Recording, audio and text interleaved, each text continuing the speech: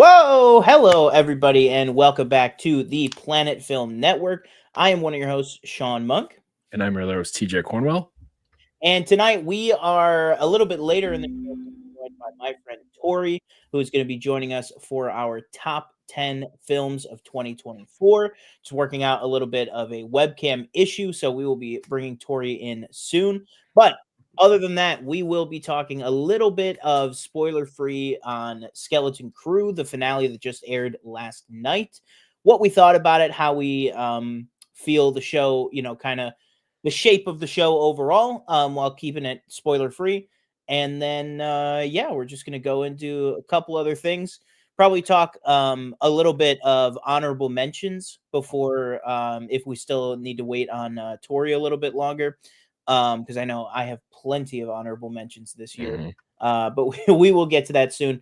Before that, TJ, what's been up? Oh, of course, you might see the new overlay, the new layout a little bit cleaner, a little bit nicer. Ooh, As I it like says that. right Yeah. above my head, it says call in below. So go ahead and take a look at the very, very top line of the YouTube description. You shouldn't even have to click more. Right at the top of the YouTube description, click that link and join us if you want to call in and give us your thoughts. But yeah, other than that, TJ, what have you been up to? How was your holidays? What's going on? It's been a couple weeks. Yeah, it's been a couple weeks. Pretty good holiday. Apologies for last week. I got the days mixed up where I was like, oh, I got like another week or so to watch movies, catch up to make the list. Mhm. And then you send me the screenshot for the thumbnail. And I'm like, oh, I can't do it. I can't do it this week. I gotta catch up. Too trapped. So basically I've been in a mad dash the past few days to try and to watch everything that I think would probably make the list. Yeah, that's always the difficult Yeah. thing. So there were some things I skipped because I was like, I just don't think. And just from like what other people say, maybe you've seen it and you're like, man, it's not that good. So Yeah. I'm like, yeah, I probably won't make the list. So I'll just skip that. But so I was doing that. Obviously, we'll talk about Skeleton Crew real quick. So I finished that up. Had a mad dash for the looking for West Wing. I had taken a break, and I'm still on a break, but I was very nervous because it was just off of Max for like a few days, and it was just gone. And I was like, okay, well, how am I supposed to watch it? And I'm like, I'm not gonna go buy the DVDs. And I went to the library, and I think each season has like 8 discs or something. Wow. So it's like season 1, disc 1, season 1, disc 2, disc 3, disc. It was ridiculous. I was like, I'm not doing this either. So in my head, I'm like, okay, I don't know what I'm gonna do. And then finally it came back. So I was like, okay, I got that done. Other than that, I haven't really been up to much that I can think of. Just kind of, like I said, a mad dash to try to catch up to where you are at least, because I feel like you've probably seen more releases this year than I have. Yeah, I mean, for me, I feel like this year I was like trying and trying and trying. Every year, it's like such a struggle because it's like the year comes in like arcs. It's where I go, this year I'm going to watch everything. I'm going to watch as much as I can. I'm going to watch everything that's coming out, all the stuff that's talked about, everything like that. But then it's like, here we are halfway through January, and I'm still trying to get caught up on last year. Right. You know what I mean? And the nominations aren't even out yet. I guess we should touch on that for a second too. The shout out to anybody in California that's dealing with all the terrible wildfires and everything that's going on over there, which made me think of it because it led the Oscar nominations to get delayed and talk of like do the Oscars. But yeah, it's always hard because I'm like, are we going to get what the hell was I even just talking about? What were we talking about before I brought up the California fire? Just talking about me trying to catch up. Oh, right. The year coming in arcs. Yeah. This is going to be the year that I watch everything that I can. And then it's like February and I'm still getting caught up on last year. So it's like, it's just a vicious cycle of like, but this year I feel like I feel like the only reason that I was ahead of you is because I did a good job of staying on top of like the festival stuff. Yeah. So like Substance, like I told my friend Dorian about Substance. I was like, look out for Substance and look out for Honora, like as early as I possibly could. Like TIFF last year. So like 2023 TIFF, I think is where Substance premiered, or it might have been South by Southwest. Yeah. But so I think that is really the only thing I did. And then it's still the classic for me. I'll tell you right now, the two big gaps that I have are going to be Nosferatu and Sonic. Like not okay. that I thought that Sonic would crash into my top 10 or anything, but I love those movies. I love those first two Sonic movies. So I was really, really excited to see Sonic 3. I've heard that it's good. People say that it's like the best in the series. Also, I didn't watch Mufasa, but I don't really think that's much of an issue. But yeah, probably Nosferatu is probably the one big like hole that I have that I really wanted to try and get to, but it just was not going to come together for a movie that long, and in a movie that I'm like, I'm not going to watch that movie in a poor quality on my like computer. You know what I mean? Yeah. I want to, especially not when it was playing in IMAX. I just couldn't do it to myself. So I was like, if I'm not going to see it in IMAX, I'm going to just not even bother. Yeah. Well, there's one other thing I just wanted to touch on real quick. There's some things that aren't even out near us, which important to emphasize. That's the only hole I have of movies that we can even possibly see. Yeah. So like, there's still things like The Brutalist, September 5. That's actually I think just came out like last week. Well, our local theater, or my local theater, was supposed to get September 5 in next week, and then they found out that it got canceled. So we were supposed to get September 5 and then we did not. But yeah, September 5, Brutalist. There's a couple of the foreign language stuff. I don't really know where to watch Flow. I mean, we are showing Flow, the like animated cat movie, the French one, I think. We are showing that next week though, so I might be able to see that. And then of course I hope that we do, or that Fathom at least does, the Oscars like short series again. Like the short live action or short animated. But all right, well, our guest has arrived, so before we go ahead and pull them in, let's go ahead and just give our quick thoughts here on the kind of wrap up, everything like that, of Star Wars Skeleton Crew. We had the finale last night. I will say this, and then I'll throw it over to you to give your thoughts. At 12:09 this morning, I turned to my roommate and I said, "Is today Tuesday?" And I said, "Oh no." And I completely forgot about the episode. I completely forgot about the episode entirely. It was just like yesterday was payday. So it was like I was out doing stuff, and we watched a decent amount of stuff. I finished. Obviously. Also, by the way, to you guys and to our guests, we're going to touch a little tiny bit on not a ranking or a list or anything. Just throw out a couple TV projects that we really liked in 2024. One I'm going to spoil right now that I'm going to bring up is Squid Game. I watched that last year at the tail end of last year, and then I just rewatched it with my mom because she hadn't seen it. So I watched a ton of Squid Game yesterday. So Skeleton Crew was like the farthest thing on my mind. But TJ, spoiler free. Jod and Elwood, how'd you feel? Let us know. How did the overall season shape together for you? And then how'd you feel about the finale? Yeah, I thought overall the season was a success. For a show that, coming to the Star Wars universe, everybody was kind of begging for something new and good for Star Wars, and I feel like Skeleton Crew overall delivered. I'm hoping that there's another season to come, but we shall see, depending on how many viewers it had.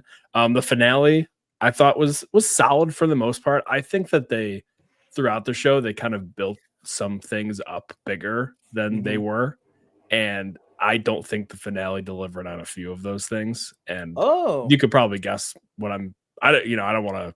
When I give my thoughts, can you do me a favor? When I give my thoughts, can you put what you mean in the private chat? Yeah.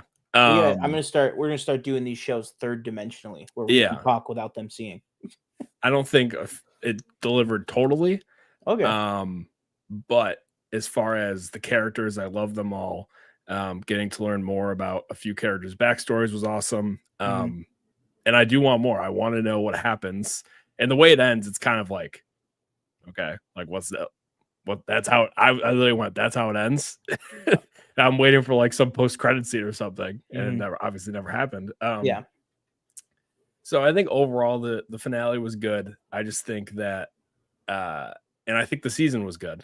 And I'm hoping we get a season 2, but I just think they left a few things on the table that I feel like they had set up. And I want that, and I want those things specifically if I'm talking about, and it's not really a spoiler because I'm not telling you what happens, but like say what's the pirate's name from like 2 episodes ago? The projection. Oh yeah, Tack Rented. Yeah, and everybody was like, what's he look like? They're covering his face. It's like I want that to be intentional, and I feel like it wasn't. You know what I mean? Where it's like we're not doing it for a specific reason, but it's like, well, no, it's just we didn't cast anybody for that, so it doesn't matter. Yeah, and I feel like that's where the show kind of, I don't know. I just feel like I said, they built stuff up and they didn't really deliver fully, but overall, I had a good time. Man, this guy's letting the mind virus get to him. He's letting Johnny Roca seep in. What's it called? I agree with a lot of what you said. I definitely came out surprise, more positive on it. I really okay. The actual thing itself, or how they revealed that? The thing itself. Oh, the thing itself. Okay. Yeah. Yeah, because I thought how they did that with very wicked, very Wizard of Oz. Sequence, I agree for yes. sure. I mean, I don't know how you're like, oh, we're finally going to go up into the mystery tower to meet the supervisor. It's like, I don't know how you don't relate that to Oz. Yeah. But yeah.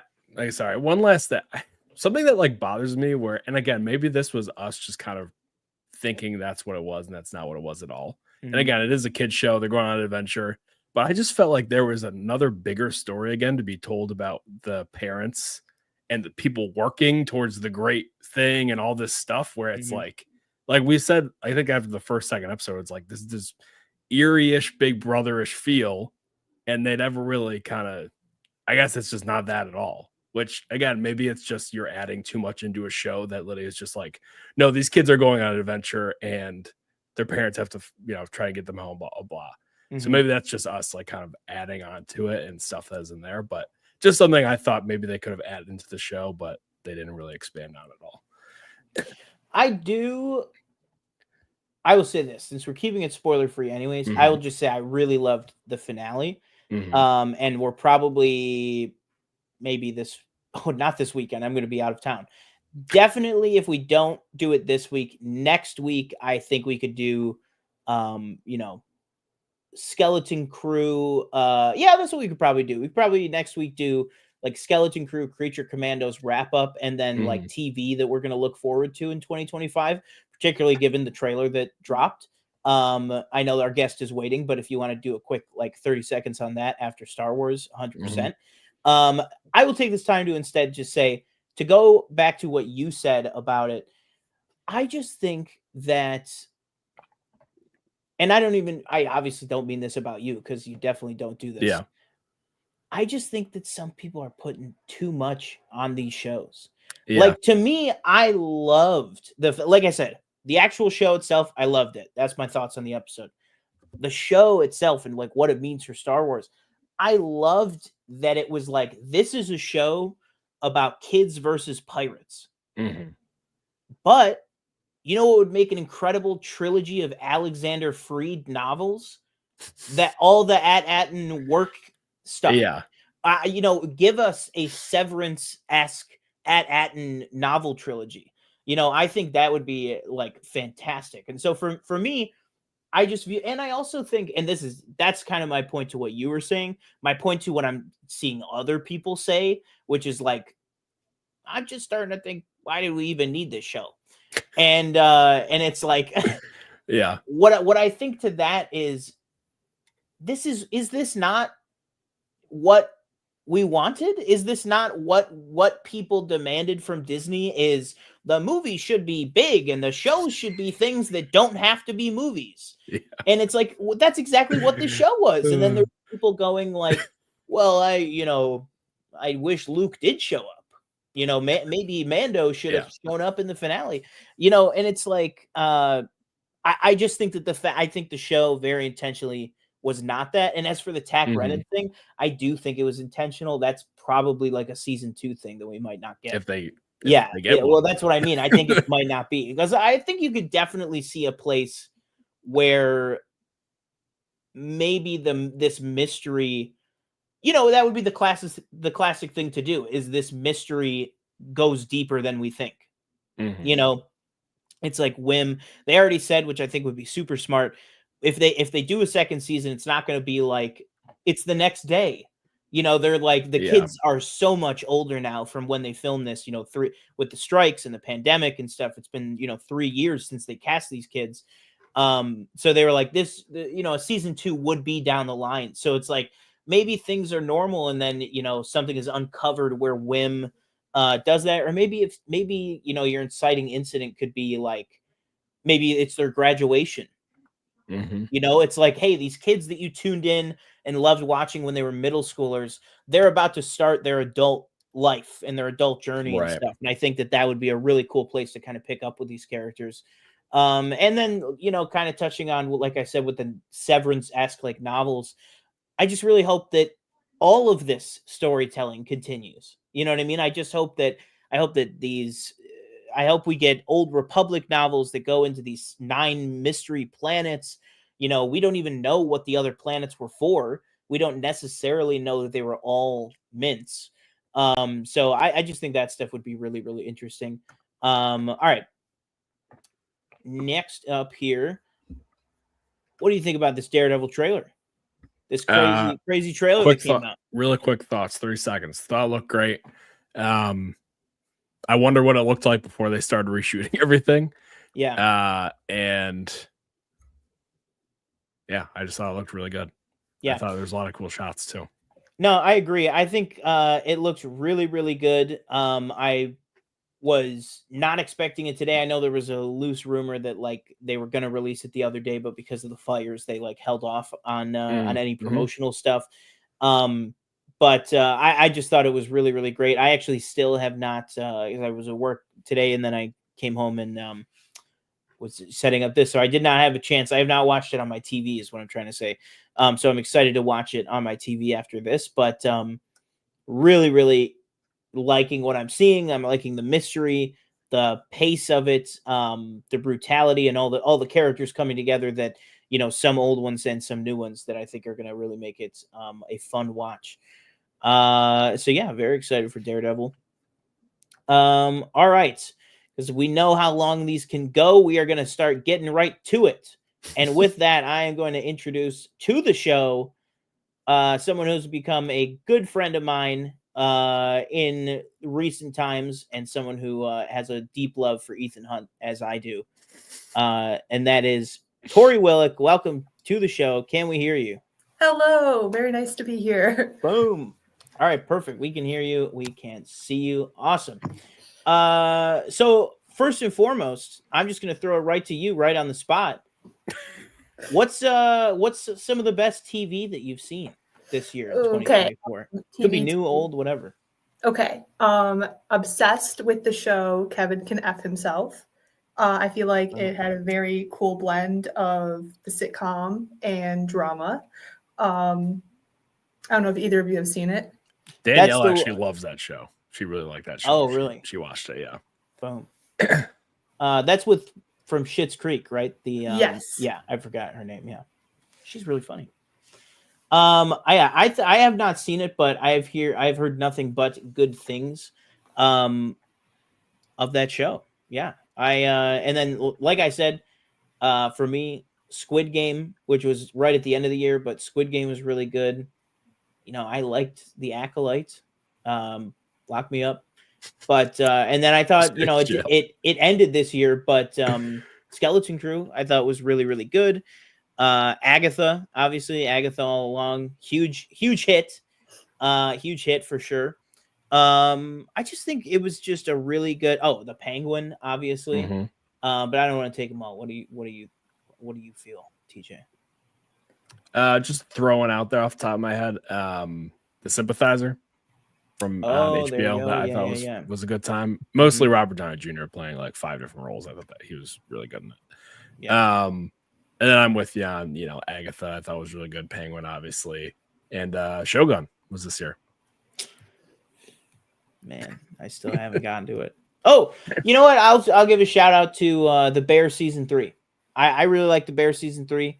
I liked what I heard Chris Storer say on a podcast, which is season 3 is about people who are stuck, and season 4 is about what it means to get unstuck in life. And I thought that framing the season as a season where all the characters in their head and their physical life goals and stuff are like kind of stuck in this rut. I thought that was just a really cool way to do it. And it's like, I always, same thing with Squid Game, spoiler alert, the kind of hard cut at the end, leading into this next season that we're getting this year. I just like give like more leeway to that, stuff where I'm just like, I know the Bear season 4 is coming. So like if season 3 is not like as amazing as season 1, I just like, I'm just like, hey man, I like what they gave us, I think that's something that, a lot of people are talking about, people need to do that, but I'll stop harping on it. But any more on TV, Tori, you can go into anything you want. I really loved Interview with the Vampire, which season 2 came out this year, which I thought made even heightened the themes of season 1. I thought was very cool. Also, House MD, I watched all the way through this year. Very, very, very cool show. Have you ever seen it before? Me? House MD? House? I watched, I think it was a few years ago, I said, I'm going to watch all of House, and I got through 2 episodes. Not that I don't like it. I've seen, House big TikTok clips show. If you're ever on TikTok, there's like thousands of clips of House. Definitely, yeah. One of my friends from like elementary school, he watched a lot of House, and I used to watch a lot of episodes of his House when I was younger, but I haven't seen it in a while. But I do like the show, but I've never seen it like all the way through. Mm-hmm. I will say the first few seasons a little tricky to get through. It's very, very early 2000s, but I feel like once it gets into the later seasons, there's a lot of cool themes about like, can people change, which is very interesting to kind of discuss. Real. Yeah, I have never seen any of House. I have definitely seen clips for sure. I would say it's as big on well, also, I guess we'll say the other thing that happened, which I'm in the clear because I have not had TikTok in over a year. I had my detox last year. But for all you other losers, that TikTok's going away next week, which is pretty crazy. But I am happy to report there are House MD clips on YouTube Shorts. Oh, okay. So I definitely see a lot of House throughout the week. But yeah, I mean, Hugh Laurie, like, literally can do no wrong. Stuart Little. I love that show, Avenue 5, the HBO show that he had about that, like, space, like, it was basically a cruise ship in space in the future. And I thought that was a really great show, and him as the captain on that was fantastic. But yeah, that's one of those shows that's like, do I rewatch Breaking Bad for a 10th time, or do I watch House? You know what I mean? And I just can't, it'll be Breaking Bad every time. And that's not fair to House, and that's not fair to myself. But yeah, that's a good one. Honestly, this conversation might get me to try it. It's so crazy. I've talked long about how, like, the Paramount Plus shows, which I pay for every month, like, escape me. They just escape me, and I don't watch them. Yeah. And I was showing my mom that I get Paramount Plus, and I get it through YouTube. And she was talking about Mayor of Kingstown. And so I clicked, I was like, yeah, you could just search and then click it, and you just play it just like a YouTube video. So now it's in my recent history. And now every time I look at that, I'm like, am I going to start this show? So I think, like, I might accidentally start Mayor of Kingstown, starring Jeremy Renner, Agent Brandt from the Mission Impossible series.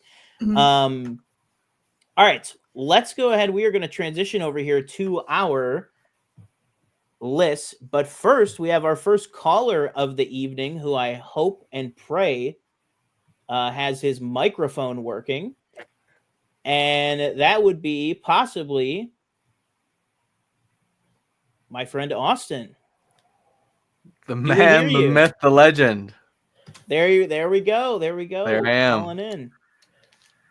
What do you want to talk about? You got some well, TV or your best or Just worst? yeah. Very quickly, I wanted to touch on the TV. I mean, I haven't really watched much of 2024 release television aside from like Penguin or something like that. But something I just binged recently so quickly. Yeah. I caught up to its release schedule. Silo. Man, you guys are talking about Big Brother over there. Would you believe me if I told you that you no shot? This guy got. I don't know what that means. Somebody in chat just said no shot. This guy got a dog. Silo. Or I was just gonna say you are not even the first person to call into Planet Film Live to talk about Silo. Continue. It's big in this household. I mean, it was great. I'm waiting for that last episode. It's gonna hit. I've loved Steve Zahn. I think that's really what just like drew me in. Like I saw he was in the second season, and I just decided, all right, pull the trigger. I have Apple TV. Why am I not watching? We got Ian Glenn in the show. I didn't know that. Oh, Ian Glennon's in that show. Tim Robinson. Tim Robinson is in that show. No, not Tim Robinson, but the other one. Tim Robbins. Tim Robbins. Tim Robbins. Yeah, that would very different. Very different. I guess I just. I mean, if he popped up, that would be great too. I believed you. I believed you right away. So I was like, I wouldn't be surprised. But yeah, watch that whole first season. Fantastic. I loved the kind of entry point in season 1 that they did with Rashida Jones's character, and then kind of how the story like transitioned to Rebecca Ferguson. But really like that first season. I've just fallen off again. So much TV fell to the wayside this year, and Apple and Paramount were like the top of my list for some reason. It's not even for some reason. It's because Apple and Paramount put out a ton of great shows. And I just know, like on each of those, it's like 10 shows. It's like 10 shows with multiple seasons that I just like have just passed me by. There's just too much stuff out there. But yeah, Silo, fantastic. What about on the movie front, or if you have any other TV you want to go to, whatever? No other TV from this year, I don't think. I mean, Shogun, that's a given. That was great. Yeah, got to get on it, man. A little behind. Get on the train. Was that like March, April? Yeah, it was earlier this year. Yeah. Well, I mean, I don't know if you guys want me to I'll start the ball. I'll kick it off with my number 10. This guy's joining the show. No, but give me your. You want to run through your whole list? Are you serious? You have a list? Yeah, I have. I'm on Letterboxd, dude. Oh, go for it, man. I thought you were just joking around for a second. If you have your whole list, go for it. Run them through. Oh shoot. Okay. Well, my honorable mentions, from last year actually. I saw them this year, but All of Us Strangers. Thought it was a very lovely little story, a very powerful ending. Hurt you. Makes you want to just go up and throw open the trash can outside the theater there. And then another one, a foreign film, Humanist Vampire Seeking Consenting Suicidal Person. Now that was a really fun little indie project. And yes, I did rehearse saying that whole title in one string there. That's the title, jeez. Yeah, love that movie. Yeah, it was really fun. It was so charming, kept good pace and very likable characters, even on such a short budget and like limited resources. So definitely recommend people check that out. Number 10 for me, right? Romulus. Okay. I love it. But I think, I want to stick on more of the original content side. And where it's a great addition. So your number 1 is not Dune? Oh, you want to hear the number 1? I'm going to skip to number 1. You want to enjoy? All right, let's go. What was your 9? Well, do we want to do is it like Christmas whenever you unwrap a present and you watch another person unwrap a present? Like, are you guys going to go to 10 now or? No, you could just read yours through and then we got another call. 9, Trap. All right. Okay. I enjoyed it. It was a fun time. 8, we got Furiosa. Heavy hitter in the summer. This guy said I wanted to go more original content. No, man. I mean, it's just that one's a little different because it's one guy behind the helm all the way through. Visionary.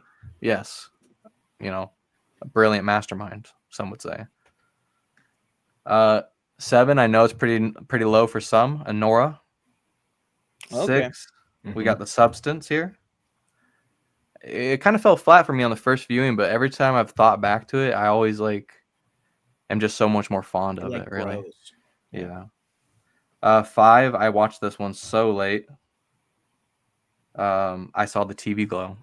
I watched this a few months ago. 4, I got Perfect Days on there. That was a birthday viewing. Man. That was such a good little slice of life. Just watching this guy rocking out, driving people around, cleaning up bathrooms. Cleaning bathrooms. So then 3, Challengers, the hit. Man, that was on my Spotify Wrapped up and down. That soundtrack. Boom. 2, Dune, Part 2. All right. So it was not your number one. It was not my number one. My number one's a little more unconventional, some might say. Corey's. I thought Corey's was a groundbreaking, revolutionary piece of media that I watched this year. Something unlike I've ever seen before. It really knocked me back, and I enjoyed every minute of it. Man, would you believe me if I told you that me and Tori just talked about whether or not Corey's would be eligible just yesterday? And that's real. Can you give me a top side? I saw this. I saw you watch this, Sean. Oh yeah, I clicked on it. And I Corey's was is? it's 12 minutes. I'm like, Yeah. I don't know what the hell this is. Give me a top. Can you give me a top level summary? Because the IMDb description doesn't really give me much to go on. It's divine. It's just an incredible. In realism, it is just an incredible short film that is dramatic, funny, ironic. Intense. I'd say it pulls from everything that was released this year. Everything that was on my list, it pulls from. Literally, that is a great way. It pulls from something I don't think Austin mentioned, but movies even something like Love Lies Bleeding pulls from Substance for sure. Substance is a little eerie, how similar it is considering when just total parallel thought with some of the stuff in Corey's. But and honestly, TJ, I'm not even joking, a little bit of Severance, a little bit of duality. And that means nothing to me because I've never seen it. But yeah, that's true. I get what you're saying. Yeah, but a little bit of that vibe, which is really, really cool. But yeah, it's fantastic, and visually it's just incredible. I had the chance to see it on the big screen at a local screening this year, and it was just. Can I ask real quick how you came across it? Did it just? That's you got the progenitor right here. Where did you come across it, Austin? The algorithm, Algorithm himself. Algorithm himself. Okay. Man, boom! You looking for this? There it is. It just such a great comedian, really. Yeah. Yeah, and I should say it's Connor O'Malley from I Think You Should Leave and the Seth Meyers show he was on for a bunch of years. But yeah, he just super, super funny, and he's been in a couple smaller wasn't he just in Austin? It's him at the end of Bodies, right? Yeah. Okay. Yeah, he's in Bodies. I saw the TV Glow. Oh, he was in Palm Springs. Oh, of course he's in. I saw the TV Glow. That's right. I forgot. TJ, what did you say he was in? Palm Springs. I actually never caught that one. I think he's Kristen Miliotti's brother in that. Oh, okay. All right, perfect. Well, Austin, thank you for calling in. We appreciate it. We'll be here all week, every week. That's not true, not all week. We will be here every week. But we appreciate the call. Stick around to hear our top 10s. All right. Yeah. All right. Everybody, check me out on Letterboxd. Yeah, go ahead. No, go ahead. It's SMARSA.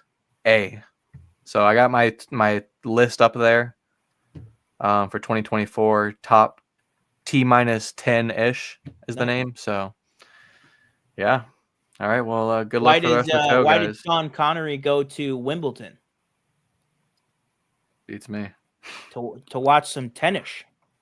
All right, that was Austin. Thank you so much for joining. And we got another call right now. I know this person is waiting. We are going to make this quicker than our last call. We loved Austin though. That was a great thing. But I know this person in particular is, I believe, at work right now on active time. So really quick here, I'm going to bring in you know him. You actually do know him because he's been on this show before. He was supposed to be on the show last week. But then, as TJ said, we just scheduling on my part, TJ needed to catch up on some more stuff. And that is Mr. Alex Frank. You know him from the thumbnail that he is no longer on. Welcome to the show. Can you hear us? Hello, hello. Yes, I can. Boom. All right. What is up? Do you want to hit us with maybe one potential TV? You don't even watch TV, so that's fine. I got one. And then let's go ahead and get your top 5, 2024. Okay. Top one TV was Penguin. Penguin was very good. Boom. Oscar. I think it was actually the only full TV show I might have watched From start to finish? this year. Yeah, last year. Also, I got to go to. What was that? Acolyte? Oh, yeah, I did watch that, didn't I? Power of One. I'm gonna have to go. It might like cut out because when I close the app, I stop hearing you guys. So when I go back and forth from Letterboxd, I might be in and out. Just give me a second. You said start at 5? Yeah.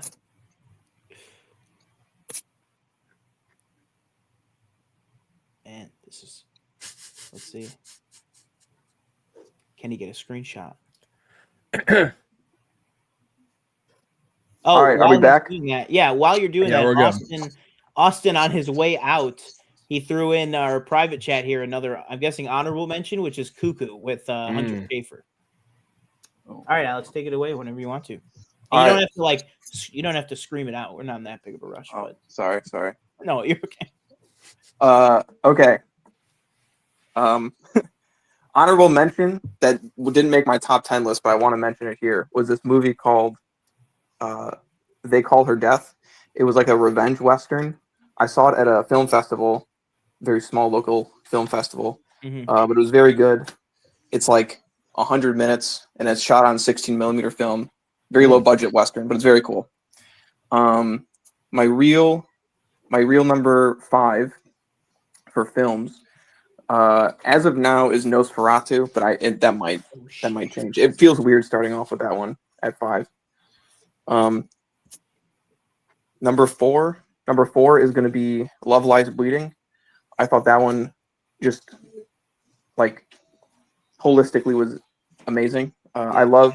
There's this one scene towards the end of the film where it's like pink hour time of day, and it was like it almost brought a tear to my eye. It just looks so beautiful. All right. That's so 3, I have Dune Part 2. wow. That's crazy. 3, I still have issues with the Stilgar stuff. However, everything else I have completely, it's good. It's a good movie. It's a really good movie. Yeah. That ending is so strong. Does not escape my mind. For 2, I got Challengers in 2. Boom. Love that one. Very, very good movie. I was listening to Austin. He was talking about how it was on his Spotify Wrapped, and I'm in the same boat. Great score. Man, and then number 1, Alex, I just want to let you know, because I know you're not looking. We got a Dorian Griffin in the live chat saying, "Lead them to paradise." Man, that ending is so good. I remember watching that ending like a million times. Yeah. At work here. So good. Number 1, I saw the TV Glow. I think that is just a fantastic movie. Very emotional movie. And I love the director, Jane Schoenbrunn, a great director. The previous film, We're All Going to the World's Fair, was also very good. Everyone check that one out.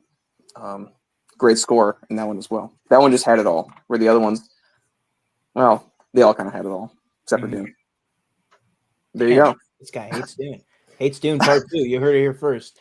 Wow, I think that's a fantastic list. A lot of twists and turns, just even in the top 5. Nosferatu being your 5. I mean, I wish I got to it. Definitely wish I got to it. Same. By the time of this, I mean, we're gonna catch up with it by the time Oscars and everything roll around, and like we talked about at the beginning of the show, September 5. A couple of the other stuff that we either just completely don't have access to, or it's just hard to get out there right now. Yeah, if Brutalist had a wider release at this point, which I'm sure it will eventually, I'm sure it would be on there somewhere in the higher tiers, just based on the trends. Yeah. And there's one other thing that I can't think of right now that people were talking about. Was it September 5? No. Yeah. Well. All right. Well, thank you for calling in. We'll probably have Alex on the show some point again this year. All right. Thank you for having me. Perfect. You want to shout out to your Letterboxd? Yeah. Oh. He had to go to his Letterboxd to get his username. Yeah. I'm gonna guess. Will he be joining us again? Dorian Griffin says in the chat, Nickel Boys, right? Of course. I'm putting it in the chat. Nickel Boys, yeah, that's the one that I saw. That's my Boxed account. If you guys want to go to that, I don't even know where to find the account name. Boom. So there you go. That's real. All right. Shout out Jane in the Brain. Shout out Jane in the Brain. Yeah. Shout out. No. Hang on. Whoa. Before you go ahead. This guy, I don't want to go light on that. This guy had this year since he was last on this show, might I say. It was right before. Yeah, this guy had a award-winning short film premiere. Oh, that's awesome. In the local film situation here. So do you want to just give a little blurb? Yeah, it's any update on when or where it might be watchable? No, so we finished it right at the end of like whatever you would consider like the season, the festival season. So a lot of the ones we submitted ours to are for this coming summer. So the ones like out of state are going to be decided sometime in like April or May. But yeah, it's about a woman whose husband dies before the start of the film, and she keeps his brain in a jar, and it's kind of, it's like a very like girly tone. She's very in her own head. Like other people don't notice that it's necessarily a brain in a jar. She like dresses it up. Like that's the idea of it. So yeah, that's cool. Yeah. Awesome. Well, I just put out the trailer in the live chat. So after this stream, please, you guys can go ahead and click that link and check out the trailer for Jane and the Brain. And then, like you said, once it's done with the festival circuit and stuff, probably be some way to access it and watch it. I've seen it. Very, very good. If I might say so myself, you and your producing partner there, Hope. Yes. I think did a really, really good job. It's I shot the film, but I would be like considered a co-producer. Like she wrote it and directed it. I shot it. Just to clarify a little bit. Boom. All right. Well, thank you for calling in. And we'll catch up with you soon. All right, boom. Thank you for having me. All right. So now let's go ahead and dive into our lists here. If anybody else wants to call, feel free. Just know we will not be taking a call until probably later, a little deeper in the show. How do we want to do this? Do we want to do this true blue top 10 style, or do we just want to do like round robin 1 through 10? I think we go through honorable mentions first. Okay. Assuming we have some. And then we'll go. Let's just go round robin, I guess. Okay. All right. Cool. All right. Tori. Let's start with you. Let's go with some honorable mentions. Okay, sure. So I'll say some honorable mentions. Love Lies Bleeding. The Fall Guy. I thought that was a really, really fun movie. With some like really fun choreography. Long Legs I thought that was really cool. Trap. I'm gonna say those are like my 4 or 5 honorable mentions there. Real. Yeah, there's some on there that I have in my honorables. Some on there that I have on my list. But yeah, I think that's a good crop. TJ, do you have any notable honorables? I got a few. I'm just adding them as we're talking. Yeah, so there's so many more. Just threw Long Legs on there. I Mhm. thought about that last night or few nights ago. Forgot to throw that on there. We got Long Legs. We got Furiosa. A really good, I thought, follow up to Fury Road. Obviously not as good, but really good. Anya Taylor-Joy was awesome. Chris Hemsworth, very good in that role. Love Lies Bleeding, which I just watched last night. I really liked. Saturday Night, which I thought was a great time. Me, not a big SNL person in general, but a movie I had a great time with. We Live in Time, I thought was good, with Florence Pugh, Andrew Garfield. And this is an honorable mention because you know what? I just thought it was a really good time. And I think it's better than the original. And that's Twisters. Whoa! I had a great time. Twisters, really Look at fun this movie. guy. This guy's going crazy right now. I'm being reminded to check the chat, and we do have Michelle, our good and loyal viewer here. Hopping on PFN Live will get rid of my migraine. I would call in, but for my top 3 TV from 2024, number 1 is Agatha, number 2 is Squid Game season 2, and then number 3 is Mayor of Kingstown. And then favorite films, top 3 at number 1 is Wicked, number 2 is Deadpool and Wolverine, and number 3 is Conclave. And then also she said forgot about Penguin, so throw Penguin on there as well. Yeah, I think those are all great honorables. Again, I have a couple of those, and like you said, I have in one tab, I have my top 10 list with my real honorables. Then on another tab, I have my letterbox sorted for 2024 releases only, sorted by my personal rating. So I'm like looking at all my 5 stars first. And man, this year is just like insane. But one that I don't have on my honorables that I want to mention is Corey's, obviously, but also the Mr. McMahon doc. I know technically you would consider that TV, but it's just something that I was a big wrestling fan when I was like a little kid, like elementary school. And then for probably 15 years I have not watched anything, and then I watched that documentary. And then I watched a couple of the big Raws, and I watched WrestleMania, and then I watched the new Raw last week, and it's just like, I just feel like wrestling honestly is at a point where it is a little bit bigger in the popular like culture right now than I feel like it has been for like the last 10 years. Just something about it is obviously with the Netflix deal and stuff, it's a little bit bigger, but that I just thought that doc was great. Speaking of a huge cut on my honorable mention, I'm going to start with a devastating cut from the list, and then I'm going to end with the devastating cut to the list. First one that crushed me to not make it was Super/Man, the Christopher Reeve story. I knew that documentary was going to like take me out. And man, I didn't even see it in the theaters. I waited and watched it on Max just a few weeks ago. And man, that is like a absolutely devastating, like just so sad documentary, just like so sad about what happened to him and like the loss of everything, but like what it means to be human and like how they wrap it all around. And I also think it lives up to its name so well, Super/Man, because it is about the super and it is about him as a man, and they do a really cool like framing device, I guess is what I would call it, which is like they start out with they start with the accident, then they go way back, then they basically go way back to his like Juilliard days up to when he gets Superman, then they jump forward.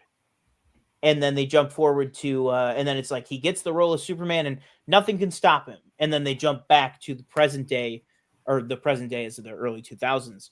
And talk about the accident. Then there's a lot about the accident. Then someone will mention Superman, and then the documentary will then jump back to where we left off with his life as Superman. And it kind of does this like back and forth thing until like the Superman and the accident, like, and it all meets in the middle at the end. And it was just an incredible documentary that I really wish was on the top 10. A couple other honorables: Civil War, Kingdom of the Planet of the Apes, Longlegs, Deadpool and Wolverine. I just thought was really, really good. Just a fantastic Marvel movie and a really good like comedy too. And then GXK, Godzilla X Kong New Empire. What can I say? That was a tough cut. Tough cut for sure. And then the other painstaking cut was what I really would say is my number 11 is We Live in Time. Really painful, devastating. So a lot of honorable mentions there. I'm sure we all mentioned ones that will be on each other's actual list. So let's go ahead and jump right into it. Let's do each of our number 10. So we'll just go in order. So we'll have Tori go first again, and then TJ, and then me. So Tori, what is your top 10? And then give a little thoughts to it. Number 10 is A Quiet Place. Day one. I thought that it was for such a big budget like monster movie. Yeah. I thought it was so like intimate and character driven in a way that I did not expect. And I saw it in IMAX, and I think that really contributed to it making the list. Just the fact that it felt so small yet so big. Mm-hmm. It just felt really cool to me. And Lupita Nyong'o, fantastic as always. She's incredible. I just thought it was a really cool movie that really like surprised me. Mm-hmm. Yeah, well, first of all, is it on your list, TJ? No, it is not. Okay. I missed it this year, unfortunately. Okay, yeah. That was at the beginning of my like catch up. So that was like when I watched Quiet Place and Twisters. That was like probably like the end of November, like when I really was like, I gotta like catch up on this year. And I agree with everything that you just said. I thought it was completely refreshing. And if anything, I want to sell this to TJ on this, is like, it was so refreshingly intimate. Like that movie is like a tiny movie. Like the actual setting is the entire island of Manhattan, but like, and it's like this crazy alien invasion that's happening. But the actual movie is like I don't think it's a spoiler to say it's, I would say in a roundabout way, it's two people walking to get pizza in New York. And that's like what the whole movie is about. And then it's just like conversations as they try to survive the what the fuck are they called, the Death Angels in that I don't know why that's the name, but as they try to survive all the aliens that are crashing around them and stuff. Was that name in the previous movies, or is that I don't think it was ever named in the movies, but it's like one of those things that like John Krasinski was like, yeah, they're called the Death Angels. In like an interview for like the first movie, and then it's like, oh, well, there you go. But I think it's, I don't know, very, very interesting name. This guy said, Dorian Griffin says, how does it compare to Pig? Is that Pig is in the Nick Cage Pig? Yeah, that's what I was wondering. Is in like Nick Cage Pig? Oh, of course, because it's the of course, it's the director. Isn't it this? Dorian, help me, I'm just blanking on this. It's the same director, I think. I mean, in the sense of it's a really intimate, small movie with Alex Wolff that is like really good. Yeah, it compares to it. I will say, like, having Krasinski not at the helm, I think it was really, really good. But this isn't even my movie, so I'm going to move on. But Dorian, back me up. I think it is the same. It is. It's the same director. Yeah. Okay, yeah. So TJ, what is your number 10 on your list? My 10 is Conclave. Are we punting? Yeah, we can punt. Okay, so Tori, really quick. Punting is basically if it's on another person's list further up in the conversation, we'll basically punt the conversation till later. Okay. So we honor the movie at whatever the higher number is, basically. Sounds good, yeah. So now, basically, like TJ, it's like Uno. So now TJ, we skip his turn. My number 10, but then we'll come back to it. My number 10 might be a punt for TJ, or maybe he didn't see it. My number 10 is Juror number 2. That's a punt. Oh man, Yeah. this guy he went long. He said you better run.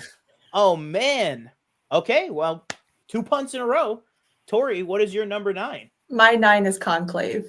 Oh, punt So it. I was saying, are we punting it man. again? Come It's on. double punt, I guess. I right? guess so. Yeah, we'll Okay. just wait until it comes up at the highest spot.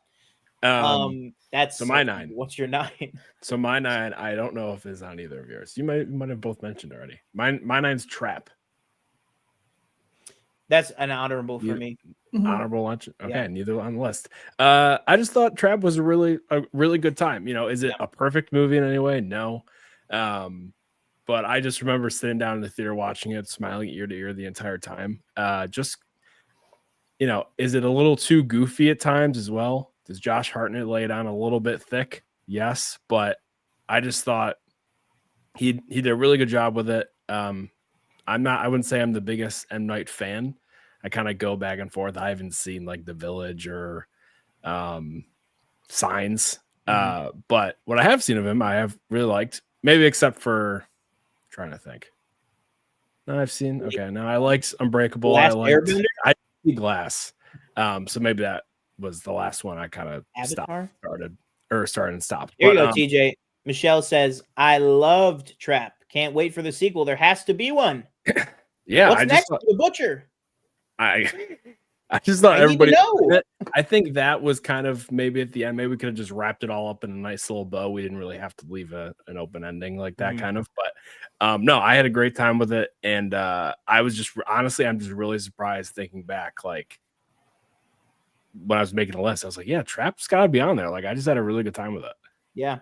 Honestly, I think it's like a lot of it is just the movies you think of when you first sit down to make the list. You know what I mean? And it's like, to me, and I guess that means it doesn't belong on the list, but like to me, Trap never entered my mind, but I liked Trap a lot. Like I really liked that movie. And I mean, not that you said you didn't like this aspect, but right. I agree that Hartnett was overcooking it, but I loved that. Like I thought he was just so like, what's the right word? Like smarmy and endearing at the same time, like depending on obviously interaction to interaction. But yeah, there is some weird, like even stuff that's not like character based, just like little directing things that I'm like, I think we would all know if I say like when he pushes someone down, like that was a little quick, a little like out of nowhere. It just kind of, but yeah, things like that, you know, don't really take me out of the movie. I just think about them after the fact. I wish I had written down some like line, because I know there's lines in there where it's like that are just that like was really a quotables. goofy way to say that he just said that, but I can't think of any off the top. He does have that like crazy energy in that movie though, where he's just like, you know, talking to the other mom and he's just, oh really? Okay, great. Like that's really fantastic. Like I'm gonna go, but I just thought he nailed that movie. Okay, so we are at my 9, which maybe is a punt. I don't know. My number 9 is a little movie directed by Fede Alvarez called Alien Romulus. I would have thrown that on as an honorable mention. Man! Yeah, I honestly I forgot to add that one as well. What about you? Not on mine. Man! All right. I guess Austin's the only one that's with me. I loved Alien Romulus. I have the poster right there. 610. I just pointed to my screen like that was it. 610-24. I love this movie. I mean, I have a huge, you can see that entire back corner is Alien stuff right there. I love the Alien movies. I have it on my keychain. I literally could watch 10 of these movies every single year. But this one I think was really a movie that got away from the stuff that Ridley Scott was getting weighed down, I think, himself with all the Prometheus stuff, which I love. And I love Michael Fassbender in all those movies. And yes, give us the sequel where you cross over Michael Fassbender and Kaylee Spaney. Like I'm totally here for this, but I just love that this just like stripped out all the junk that has been in this franchise. And it was just like, let's just make an Alien movie. This is a like space action horror franchise. Let's make one of those. And I love Don't Breathe. Obviously, I love pretty much. I think everything that Fede Alvarez has made. And I just think that like him as a director really came together in this. Kaylee Spaney was also just having like a Jenna Ortega level run this year that culminated with this movie in a really, really nice way that I really liked. And I just loved it. Isabella Merced, tons of the other people in it. David Johnson as Andy was really, really good as her brother. Yeah, I just really, really liked it. And again, I think saw that one in IMAX. Big factor is IMAX. All right, let's see. What is Tori? What is your 10? 10. My eight, your 8. My 8 is Challengers. Okay, that is going to be a punt. That is going to be a punt. All right, TJ, what is your number 8? My 8 is probably another punt. We're punting all over the place. Juror number 2. Tori, did you have it? Oh, not a punt for me. That was my 10. Remember? So you're up. Oh shit. Okay. Yeah. I thought it was really good. A really good movie. A shame that it was buried the way it was. Mm-hmm. I trying to remember back to it now. Oh my god. Here, you say your thoughts and then I'll jog my memory. Yeah, I just really liked I talked about this with my roommate right before we kind of went live here. Is because I was really going back and forth between this and We Live in Time as my 10 versus 11. I just think it came down to, and this isn't fair to the movie, but where the whole point of this show is to rank them. So in comparison to We Live in Time, I was like, they're both kind of medium, intimate sized movies. But I think within that, I just think what Clint Eastwood has always done and continued to do with this movie is just like the anguish and the feeling that you are the character, you know, and usually the main character is Clint Eastwood. So I don't normally resonate, but like, you know, Nick Holt, I resonate a little bit more with than Clint Eastwood, you know? And so I just like because it was Nicholas Holt, I just immediately was in with his character. And from there, you just go on the ride of everything. There you go. Buffalo actress and juror number 2. Do you know who it was? Alex, tell us who it was or who they played or whatever. Or just the actress's name. J.K. Simmons, Toni Collette, the judge in this was really good. Chris Mencia, who, you know, was great in what the hell was he just in that he was so great in? Air. He was fantastic in Air. And then I thought he followed Air up with this performance, which was equally fantastic. And just a totally different guy. He's doing his regular like Chris Mencia shtick of like, I'm high strung and I'm going to yell and everything. But I like that they showed that like at the end of the day, they're just lawyers like showing up to a job and like, you know, they might even be friends and be on two different sides of a court case. You know, I like that Clint Eastwood really does a great job of just like showing you how things actually are in the real world that you just don't think about, like kind of peeling back a look at life. And it's like, yeah, in a movie, it's like, oh, the lawyers are bitter, fierce rivals. But like in real life, in a small town, which is what this movie is dealing with, you know, your district attorney and the prosecuting attorney across probably went to college together, you know, and I liked that it was a very small part of the movie, but I just like that's an example of like what about this movie that I think really worked, which was just like the human connection. Like two of them going to the bar and like chatting it out, like exactly. And or even at the end, you know, I'm thinking when he goes like to her office and like they kind of her new, you know, her office. But yeah, I think just the human element of it really drove it over the edge for me. But what about you? Yeah, no, everything you just said. I thought Nicholas Hoult did a great job. Just kind of as the movie goes on, you just see it on him, like the guilt kind of just eating him away. Yeah, and what eventually happens at the end, which I thought was actually a really good ending. I mean, I feel like it was pretty like we knew that was coming the way it kind of ended. But the other thing that I thought was really interesting was showing the process of the justice system and juries and how it's kind of broken. Yeah. I mean, like, it's one of those things. I mean, something I feel like you always come back to, and if either of you have ever gone to jury duty or whatever, but one of those things where it's like somebody will bring something up during the process, and they're like, okay, well, it gets stricken from the record, and it's like, ignore anything you just heard. And it's like, well, that's like literally, like, I just heard it. It's sitting in my mind, and you're telling me I'm not supposed to take into account. Well, it's like, I'm a human. Like, I'm gonna listen. I'm gonna, it's gonna affect my opinion in some way, shape, or form. And then I thought the deliberation scenes too, of all of them in the room kind of going back and forth, and how they're all ready to put him away based on these preconceived notions that, like, oh, he's part of a gang. Oh, he was a bad guy. But it's like, well, okay, he might be all those things, but we really need to look at, like, did he actually do this thing? Because ultimately, this is like a life or death situation, because he'll literally probably spend the rest of his life in prison. I thought that was a really interesting look into that whole process. Yeah. I thought it was like Clint Eastwood's, 12 Angry Men. It was like his take. It was his take on it, with a completely, like, way more modern like in every single, like, 12 Angry Men is about a stabbing in an apartment building in New York in the middle of a rainstorm.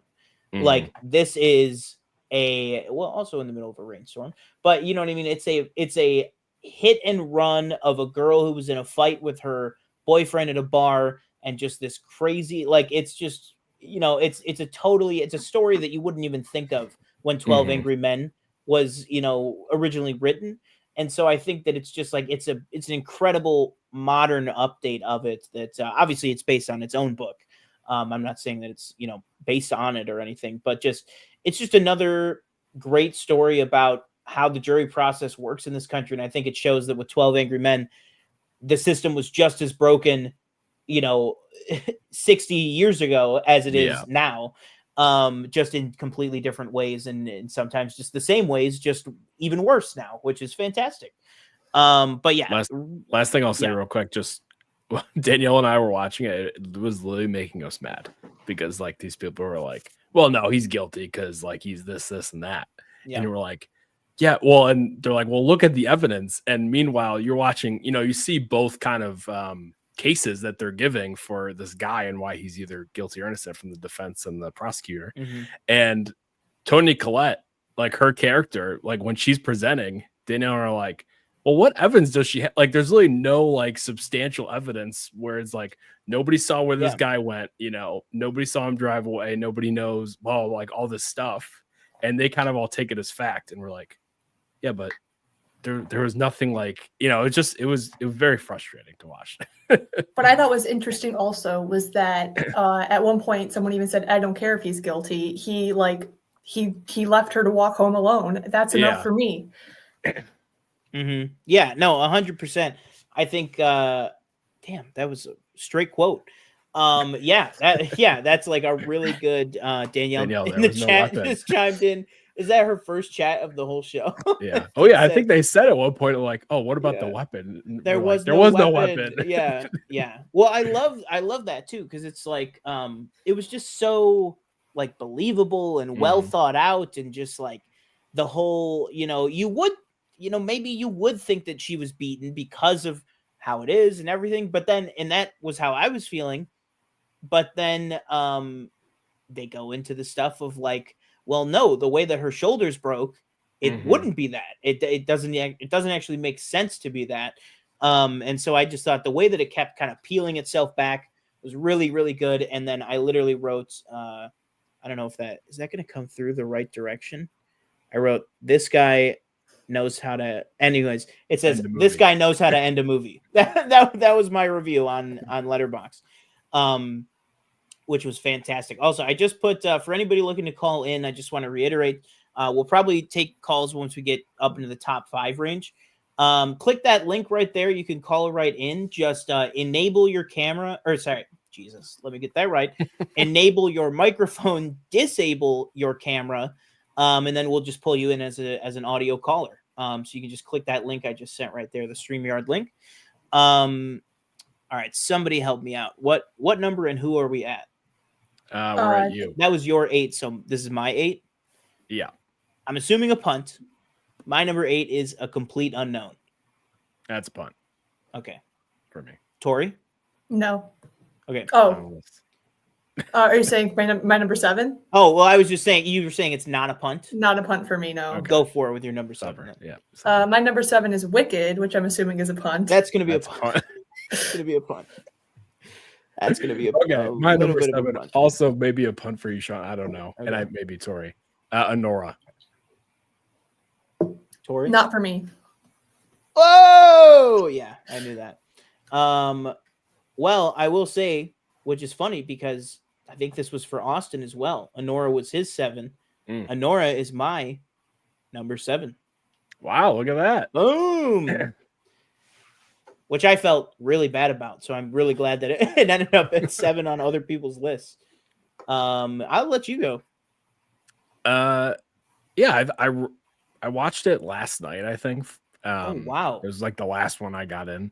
Mm-hmm. I thought it was really good. This is my first Sean Baker movie. I don't think I've ever seen any of his other movies. Oh, wow. Okay. I know of them. I've been meaning to watch them, just haven't watched them. I thought Mikey Madison was great, and I get why. I feel like I kept hearing like this was like another kind of uncut gems type ish movie, and it is definitely that. Danielle and Nora was the most annoying movie coming from someone not actually watching a book here. Yeah, Nora was like the character was very annoying. I will say that she was like I was like yes. But when it kind of takes that turn, I think is when I really started to like it because again, it kind of raises the stakes. You don't know what's going to happen. It's very kind of fast paced like Uncut Gems, and they're kind of raising to this level that I would say I feel like they raised it all the way to the stakes, but they didn't really kind of, I feel like, pay it off at the end. Whereas like, and again, you probably shouldn't compare this to Uncut Gems so much, but I would say this movie gave me more anxiety than Uncut Gems, but Uncut Gems had that bang ending that I feel like Honora didn't quite reach at the end. I could be wrong. People feel different ways, but no, I really enjoyed it. And number 7. Yeah. I loved it too. I loved it too completely. I just think that, I feel like, and obviously I'm not, this, but I think some of the point was her annoyance or her brattiness. And I think just in general, it's a really great story of, I think what Sean Baker, this is not my first Sean Baker movie. I've seen everything but Red Rocket. So I saw Tangerine, Florida Project, and then and this.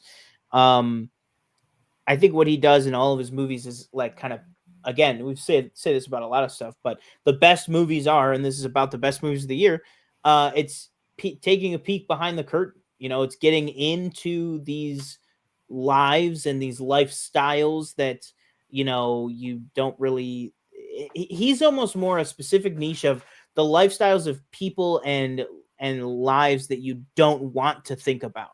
Right. With, so with Red Rocket, it's an ex male porn star.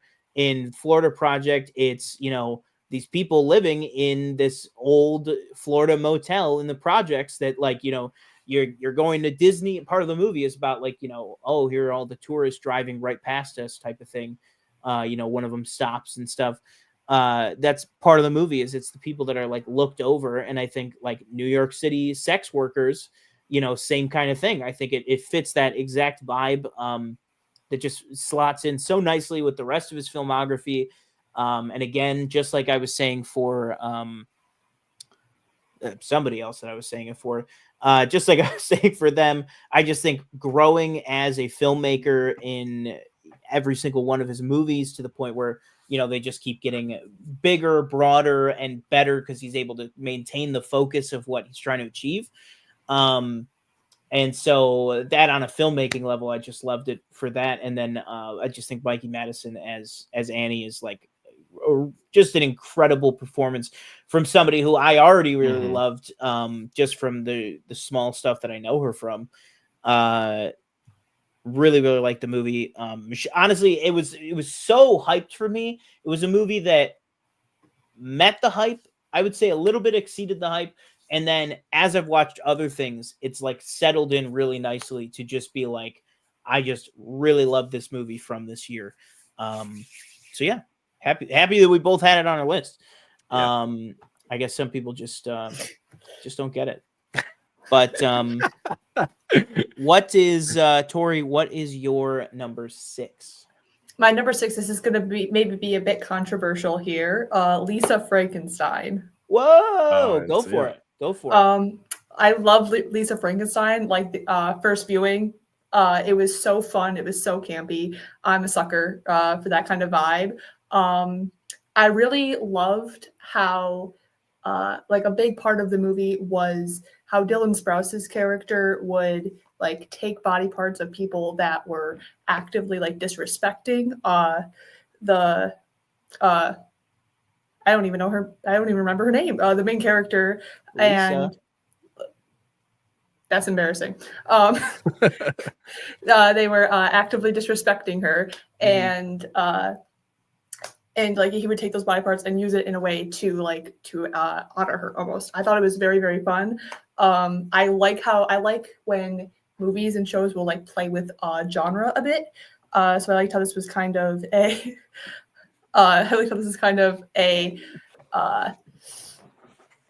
like romance version of a horror movie. Very fun. Yeah. I did not see it, but I hear nothing but great things.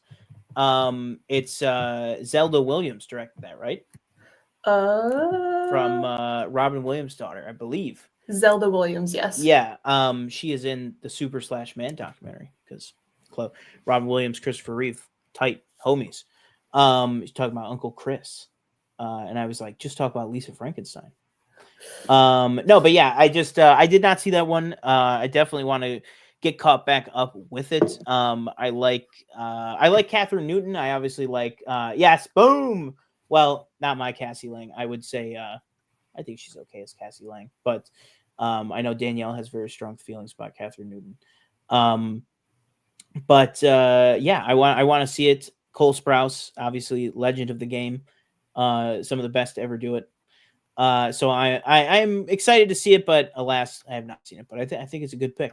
I think it's a good pick at number 6. TJ, what is your number 6? My number 6 is The Substance. That is going to be that's a punt. Yeah, that is going to be a punt. My number 6 is okay. So my number 6 is Conclave. So is it still a punt? No. Okay. And Tori, what was it for you? I think it was 9 for me. Yeah, 9. Oh, okay. Yeah. And what was it for you? It was 10. Oh, so it's a punt on me. It was a punt on you. Yeah. Oh, okay. I'm sorry. What can I say about Conclave? I mean, Jesus Christ. Like, first of all, let's go back 2 years or 1 year maybe to All Quiet on the Western Front. Just like absolutely incredible. So as soon as you hear Edward Berger's next movie, it's a political intrigue, personal thriller set at the Vatican after the death of the Pope. And then the cast just starts building, and then the trailer comes out and it just looks like crazy. I love this movie. I just thought it came together so well. It's one of the most beautiful movies of the year. Looking, the cinematography, the shots, the amount of symbolism packed into every shot of the movie is incredible. Obviously, like the main one being that like they do that there was a like car bomb hate crime unrelated to the Vatican that literally and this is in the trailer, that literally crashes a hole in the side of the building and makes this like god light come down into the room with them. And it's like the symbolism of that shot, but then also just the fact that there's not an explosion for no reason. They go, well, there's an explosion because there was a terrorist attack, and terrorist attacks happen all the time wherever, whenever. And that's just Mhm. like a part of this. Again, big theme this year, or maybe I'm just building it in my head as I go along with these, of like the real world. Like directors just and writers just going, this stuff happens in the real world, so it's going to happen in this movie. You know, people just put random car bombs places. Might have been for political reasons, could have been for religious reasons, but it's going to affect these characters in this story that you're watching. And that's just a small bit of the movie that I think just stands for the rest of it. John Lithgow, Stanley Tucci, everybody in this, obviously Ray Fiennes, really, really, really great. But what do you guys think? What did you guys think of Conclave? Or why did it Tori? make your number 9? Have Tori go. For me, I really enjoyed how it almost felt like a reality TV show. In the way that like everybody was just trying to figure out each other's backstories almost. And like it almost felt like a season of Big Brother where you're trying to like strategically vote for the correct person, and there's just like clicks. And I thought that was a very interesting part of the movie. And the score for me really made the entire movie just feel so big and dramatic. That was a huge factor of why it made my list. Yeah, the score that's a good call. I didn't. Yeah, score was great. Yeah, I agree with everything you guys said. I'm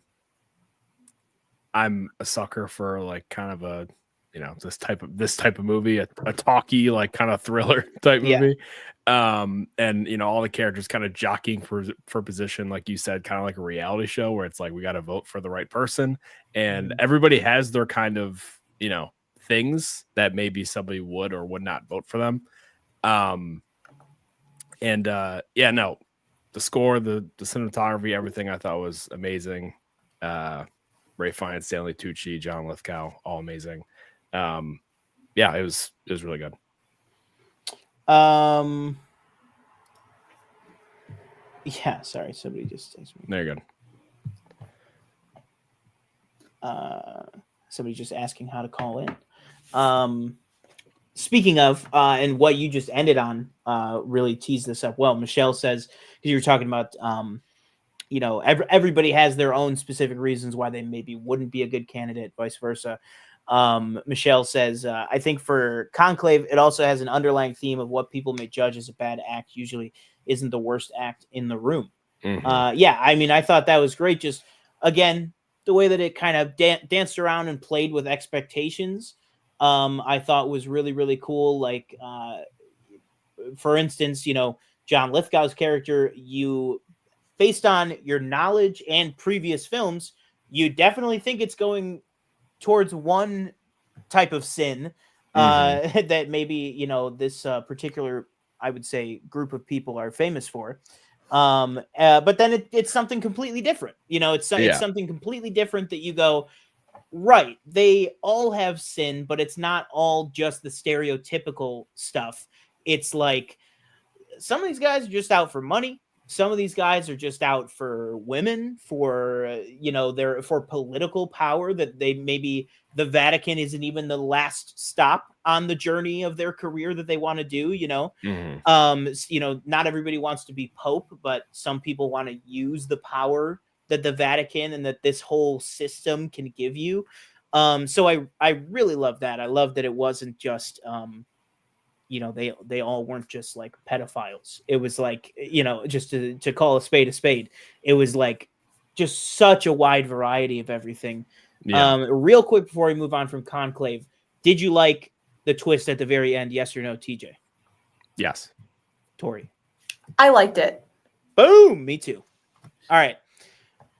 Tori, what is your number 5? We are getting in the top 5 people. I just want to reiterate. StreamYard chat or StreamYard link is in the chat, the last chat that I put out at 8:10. Click that link, join, disable your camera, enable your microphone, and we will bring you onto the show. We're going to keep the rest of the calls a little short just because we're at about an hour and a half right now, and we're about to get into our top 5s. So please feel free and welcome to call back in. Just know we will be taking it kind of in between everything else. So, Tori, what is your number 5? My number 5 is A Real Pain. Boom. Ooh, I That missed is that one. that is a strong honorable mention. I know we've talked about this movie in person, but go for it. Why is it your number 5? I really, really loved how it hit this perfect blend of like comedy and drama. It was like a fantastic dark comedy. We talked a bit about how real certain characters and settings feel. This one to me felt like one of the realest movies of the year. Just the fact that like Jesse Eisenberg and Kieran Culkin's characters, they both are so insecure, but it manifests in completely different ways, and their traits are being shown to be both strengths and weaknesses, like in different settings and contexts. And I really enjoyed watching the journey that these characters went on with each other, and also like the literal journey they went on. And it just was it felt like a very complete film, and I just really, really enjoyed watching it. Boom. Yeah, I mean, I agree at literally every single thing that you said. For me, I just felt like, and again, this is like the finicky stuff that you have to do to make these lists sometimes. It's just like, I'm like, if I could watch the two of those characters in a blank void, and that's not fair to say though, but I'm going to say this, but I don't really mean this. If I could watch these two performances in a blank void, I would get 70% of the movie. And I just mean that in I loved the side characters. I'll get specific because I do love them. I love Jennifer Grey as the older woman in the group. I loved everybody in the group dynamic. Bro from White Lotus as the tour guide. James was really, really good. I thought that his he even got a little arc moment at the end, which I just thought was fantastic. But for me, it just simply came down to if the movie was just those two performances, it would definitely make the list, I think, in my head. But it's the movie as a whole, I'm just not going to want to go back to it as much as these other movies. But yeah, that'd be a high honorable mention. Really, really like that one. TJ, I would definitely I would. That is one that I would put on the list to still circle around to. And it was probably going to have to because of awards. It was I wanted to watch it. It's too late. Couldn't get to it, unfortunately. It was on the list, but well, actually, what's today? The 15th. It's going on Disney Plus on Friday. Disney Plus. It's you mean a like Searchlight Hulu? Movie. Yeah, it's a Searchlight movie. Oh, okay. Yeah. Well, sorry. If you still have, I have it all separate. On. Yeah, so. I have it all on the one thing. You should definitely watch. By the way, that's a conversation for another time. But all right. What is your number 5, TJ? My number 5. I'm not sure if this is going to be on either list. My number 5 is The Apprentice. That is not. For a while, I was not going to see that movie. Now I have opened up to. I will eventually see that movie. I would highly encourage it. Yeah, I know.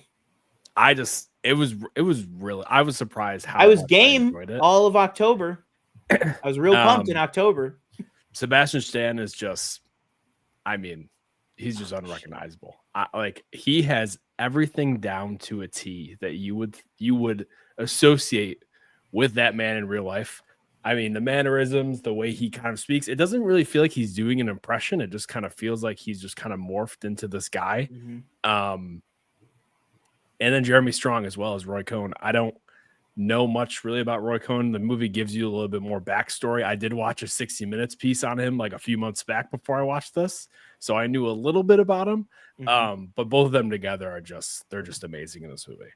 I really liked how the movie kind of adds these little layers to things that you can connect on what he's done previously. Just for example, Roy Cohn goes through these 3 rules with him, right? That 3 rules of success, blah, blah, blah. One of them is never admit defeat. And I'm like, oh my God, just connect that to the election where he, when he just wouldn't admit that he lost or stuff like that. So just those little crumbs that were just that really connects to today, and I'm really getting something out of this movie. I thought obviously it looked great, cinematography was really good, like I said, the acting. There was maybe one scene that I watching it, and this isn't like a bad thing, but when they were trying to like get it banned or whatever, there's one scene I would say that was okay, maybe I could see like maybe you'd be like, yeah, I don't want that out there if this movie's about me, if I'm a character in this movie. But other than that, I didn't think it was like a hit piece or anything personally. I thought I just thought it was really well made, and kind of I guess just kind of, I don't want to say humanizes Donald Trump, but kind of, I don't know, just gives you a look into his life, I guess. I don't know. Yeah. I don't want to say it reminds you that he is human. Yeah, I got more so than it being about humanizing. Right. It's There's just also like one of the elements. A few things in this movie I didn't even know. Like he has a brother. Did you know that? I did know that. Yeah. Okay. I only knew that because isn't his niece Mary Trump? She's the one that writes all the books. That's like, we got to get his ass. Yeah. I will say this, piggybacking off of that and piggybacking off of Michelle's chat here. I have to say, Sebastian Stan really gets into these real people characters. When he played Tommy Lee, I thought it was Tommy Lee. He was on a heater this year too. I got to give a shout out to him. A movie so small, I wouldn't put it on this list. But A Different Man, he is a beast in A Different Man. No pun intended. That was another one. Offense, it was on the list. I just ran out. Oh, lost Sean. What happened? Okay. Well, he knows his top 4 is too controversial. Apparently. All right. Well, we lost Sean. Let's see. I'm trying to think. We already did your 5. Yes. We got to do his 5. Let's see if I can get his. Might be able to get his list. Boom! What happened? I right clicked on my keyboard and I hit. I did like right click, and so the arrow right next to back is the first function. So I got it. I was gonna try to steal your list and just go through it. Yeah, and he said let's run this back. But yeah, A Different Man. Sorry, fantastic. Sebastian Stan just absolutely crushing it this year, and then obviously with Thunderbolts just around the corner. Can't wait. All right. So my number 5, right? My number 5 is, it was mentioned earlier. I don't remember what. My number 5 is Love Lies Bleeding. Oh yeah, it was an honorable mention. Was that an honorable mention for you too? It was not, or it was. Yes, real. Sorry, it was real. Yeah, Love Lies Bleeding. I absolutely loved this movie. I've seen it, I think, like 3 or 4 times now. I mean, it's like every time I watch this, this is, I think, for me, a movie that I will save. The movie I will not mention until we get it later, because I don't want to blow up anybody's spot. But this movie for me was my version of another movie that a lot of people like that I maybe didn't like so much. Okay. But I love Love Lies Bleeding so much. Kristen Stewart, Katie O'Brien, Dave Franco, Jenna Malone, Ed Harris. Man, this movie is like packed. I love it so much. The characters, what it's saying, the like grotesque stuff that's in it. Again, big year for like grotesque practical effect. Like, weird, just weird stuff going on in movies. Yeah, huge year for that. And I'm here for it. But really awesome. Katie O'Brien, I loved her in Mandalorian when she was in a few seasons of that show. I really liked her in Ant-Man, and I really liked her in Twisters. That was the other one. And I really liked her in Twisters. But this was just to me, this was like a star-born like performance. And I just feel like it's crazy that nobody's talking about it still this late into the year. But I just thought Kristen Stewart was great, but I really thought that this movie does not work without finding the perfect actress in Katie O'Brien to be like the perfect just an actress who is already a crazy ripped, bodybuilder, who is also a great actress, who has done this Star Wars show, a Marvel movie, has done comedy, has done drama, and really gets to kind of play the whole like gamut in this movie. And then again, just like in the villain aspect, Ed Harris and even to a little bit of an extent, Dave Franco are really, really good in this movie too. And then I just love like Alex was talking about, just the beautiful like sun soaked like vistas of the movie, and like how it just looks so like kind of cool, but not in like a Blade Runner like Tron, like it's a cool like neon thing. It's like it's just takes these more like naturalistic, super saturated colors scheme. That's really, really cool. And then there's these beautiful shots all throughout the movie of like just this pure red light on some of the actors. It's really, really cool. I just really like vibed very well with this movie. Oh yeah. Real. Tori, what is your number 4? We Live in Time. Boom. Oh, Is that on your list? Honorable mention for me. Okay, yeah. Same. Obviously, as we said. Go for it. I loved this movie so much. Andrew Garfield, Florence Pugh, 2 incredible actors. And I don't think that they could have pulled this movie off without the 2 of these people. I think of this movie every single time I crack an egg. So basically every day. It's amazing. I love how it like discusses like legacy. And it's just kind of like, I don't want to like spoil it for anybody who hasn't seen it, but just kind of like how somebody can be like so singularly like focused on that. And then the real legacy being something completely different. And like, it's just so intriguing to me. I love it. Man, that was profound. That was well said. That was crazy. Yeah, I mean, I loved that movie so much. Yeah, that's a really great way to kind of explode out the ending to kind of color the whole rest of the movie. See, that's the thing. That's like, if I rewatch that, maybe it overtakes my number 10. Maybe it like, it's just, there's so much there that like, it's just so good. And it really is just such a small like story. But man, those performances are, it's like just crazy. Anything that Florence Pugh does. But TJ, you have any thoughts on the film? No, I agree with everything you guys said. Yeah, there are 2 performances together. I definitely should give it a rewatch because it's like escape. It came out like 2 months ago, probably. It came out in November. Like November, It's yeah. escaping my mind, but no, their 2 performances on screen, their chemistry was right. Crazy. All right. So what was, TJ, your number 4? My 4 was I don't know if we punted this already. My 4 was A Complete Unknown. Oh yeah, that was a punt from my 8. Okay. So go for it. Yeah. I just had a great time with this movie. I'm not a Bob Dylan fan whatsoever.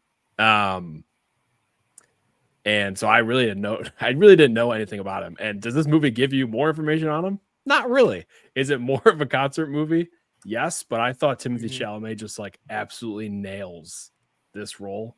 As far as like his stage presence when he's singing the songs.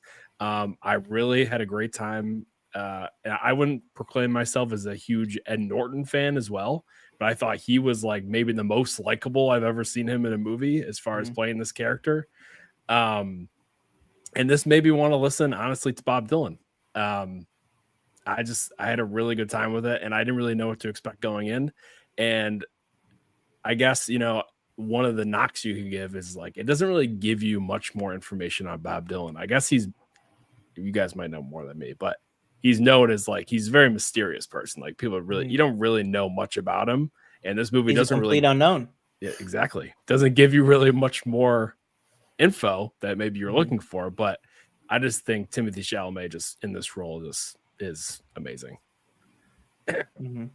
Boom. You just got freaking roasted, man.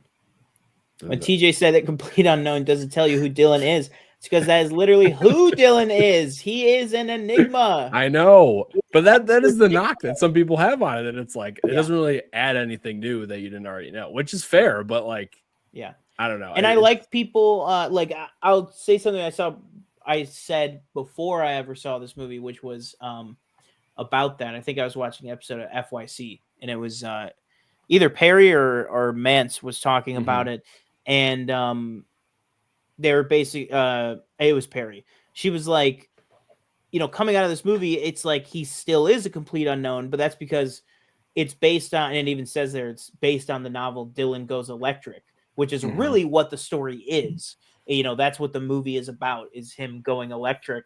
Real quick, sorry, yeah. I didn't know that I guess that's one thing I learned, not knowing anything. Like, I didn't know he kind of started with folk and then he kind of transitioned to these different genres and this form of different kind of music. I thought that was really interesting. Yeah, I knew that. Like, I'm like a medium Bob Dylan fan. I would say I went through like a huge Bob Dylan phase in like middle school, like in like freshman year of high school. But that was a long time ago. So I like nebulously knew like the information, and that there was the evolution and the different albums, and what about this sound versus this decade sound and all that kind of stuff. And then like he gets into like polka music and stuff. But I definitely knew that he started as folk, but I didn't know that it was this huge, obviously until the lead up of the movie, you hear it through the grapevine and everything, but I didn't know that it was such this huge, big thing that he went electric. You know, I didn't know that it was this groundbreaking thing. And honestly, this kind of heartbreaking thing for this guy who was his hero and mentor and like friend, and who was really just trying to look out for him. But it's like, where is that? I like that the movie really addressed, a shout out Big James Mangold, by the way. James Mangold, just another incredible heater from him. Yeah. Rebound. From, well, yeah, I like that movie, but I understand. I'll take it. Another great movie from him, where I like that this one was really focused on, where is the line of someone who was your hero or your mentor, and where is that line of you naturally will move past your mentor? You know what I mean? And I just thought that this movie was really great at that, and it kind of makes you like stew in it. Like, it kind of like holds you to the fire a little bit with that, where you're, like you said, Norton is just such an overly likable character that you're like, what is this? You're kind of like rooting against Bob Dylan in the moment. Yeah, you're like, this guy's an asshole. And he even says in the movie, maybe I am an asshole. Like, you kind of are. And like, particularly in the third act, you're like on Team Pete. And then I was like, wow, they're really making Dylan like really unlikable here. And then it just flips, because it's like, it's kind of saying like, hey man, that's like life. People are not going to stay, whether you trap someone in a box or whether you take care of them and build them a beautiful box to live in and be like, well, this is the box that you wanted. We talked about this box, didn't we? You love this box. And it's like, but you in your life, and Pete Seeger in this movie needs to understand that he is going to move past him. And obviously Pete Seeger in the movie, he shows Bob Dylan a lot longer of a leash than other people. You know, he is very like, he's going to do the right thing, you know, right up until the end. And I just think that it was such an interesting way to do that. And I like when like a movie that's a biopic, I don't care that they were real people. I just like the dynamic between the character Bob and the character Pete. You know what I mean? It's like, I don't care that they're actors. I don't care that they were even real people. It's just like, I like that dynamic was something I really latched onto and cared about. The Pete Seeger dynamic was probably the best part of the movie for me. And then I really liked too Scoot McNairy as Woody Guthrie, just in a completely silent role. Was like kind of crazy and kind of really hard to watch at certain scenes. But Tori, did you see Complete Unknown, or I haven't seen it yet? No. Real. It's very good. Last quick shout out to Dan Fogler. I thought everything he's in. He's great. He was really good too. Yeah. Just hope you can keep that bakery open. Boom, Fantastic Beast reference. Man, those movies incredible. My number 4 is the pun from earlier, and that is Fantastic Beasts: The Crimes of Dumbledore. My number 4 is actually The Substance. Boom. Which is actually my number 3. So we'll punt it. Oh, perfect. We can just talk about it right now. Yeah, that's true, actually. Oh, yeah, that's true. Yeah, so go for it. I'll let you go for it, though. Oh, okay. So what I really liked about The Substance is the cyclical nature of it. Kind of like the cycle of abuse.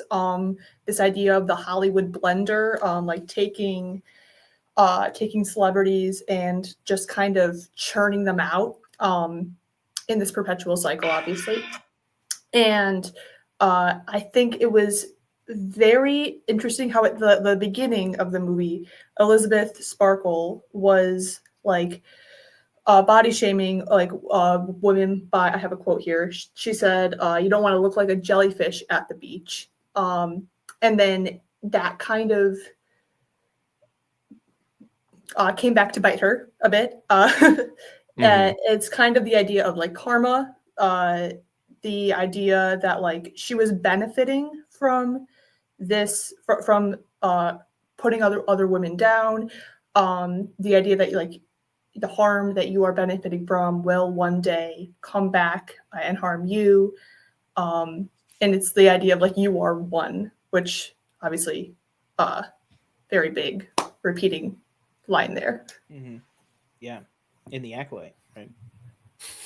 Different. No, sorry, bad joke. 100%. That was like, yeah, real. 100%. I loved this movie so much. I've watched it twice. Once with you, TJ. Once at home, which was even grosser somehow watching it a second time. It was like the stuff that I didn't care about. I mean, you remember in the theater, I was like jumping up and down giddy like at this movie. I just loved everything about it, while it also being an incredible like story about truth and the cyclical nature of, systems that abuse us, that we abuse other people in, and everything. I think all of that is there. All of the cool, like, this movie is so gross, like, stuff is there. And then also just like, I really loved the just the kind of, I will say, like, the in-between layer of just, I was just loving the ride. Like, I think it's this deep, profound movie that is also like an incredible roller coaster ride of just like what is going to happen next. And particularly, I think the fact that I kind of locked into that gear like about halfway through, I think really opened up the ending for me to love the ending. Because a lot of people, I know, TJ, I'll let you, I'll save the ending for you to kind of tackle with some of your thoughts. I know a lot of people, the ending was divisive, and I really loved it for just like this just kind of crazy end to everything that we've been going on from up to here. Because it's kind of like, well, what, like, none of this shit matters. Like, stop. It just kind of was like, yes, this is all true, but also this, like, I want to show you this. This is the lasting image that I want to leave you with. And then obviously the very last image being, the same, shot as the first part of the movie. I thought was really, really good. But TJ, you want to give your substantial thoughts on Substance? Yeah, no, I thought it was great. Obviously, I've said this multiple times. It made me ill in the theater. Like the first, what was that, 20 minutes probably. Yeah. Sean, as you know, I left for 5 seconds because I was like, I think I might throw up at the beginning. But no, after that, it was great. I thought Demi Moore and Mark Qualley were all amazing. Dennis Quaid as well, kind of just chewing the scenery basically the entire time. The So he was really good. Specifically the ending. I just thought the ending kind of just jumped the shark. And obviously leading up to that point, it is all kind of like, oh, there's two of me. There's like a younger me growing and splitting out of my body. Obviously, that is very far out. But yeah, the whole ending with the whole, I don't even know how to explain it, but it just, I don't know. At the end, it just, I wasn't, I guess, quite there at the ending to like accept that. But other than that, I just, everything it was saying about the beauty standards in the world. And, I feel like a lot of people, maybe everybody can connect with that one scene where she's just staring in the mirror and, she's doing her makeup multiple times. She's rubbing it off, all that stuff. And, you're looking at yourself and it's like, nothing's good enough. And, it was really good movie. Yeah. And gross. Yeah. And I like too, the, like, she's doing all of that for like this guy who she went to high school with. That was like, that's just like this like schlubby accountant. You know what I mean? It's like it doesn't matter who it's for, because at the end of the day, it's for her. But even if I recall correctly, like that guy, he was like, because he was just like, oh, like, hey, I know you. Want to get dinner or whatever, stuff like that. Like he wasn't. Yeah, he wasn't doing it. He wasn't like anything bad, and if anything, it's just like in his eyes, she was perfect, but her eyes, literally, like, and I love that it was 100%. Yeah, I really like that. And then because it hasn't been said yet, Margaret Qualley, just like incredible. Just like I don't even know if we said Demi Moore, but both incredible. I said both. Oh, you said both names? Yeah. He did, yeah. Okay, real. I'm sorry. Okay. Well, I agree with you. All right, so yeah. Tori, what is your She said 3. That was number 3, yeah. So my 3. So your 3. So my 3 might so fast. Be a punt. I don't know. My 3's Wicked. Okay, I'm gonna say that's punt. Yeah. Okay, I figured.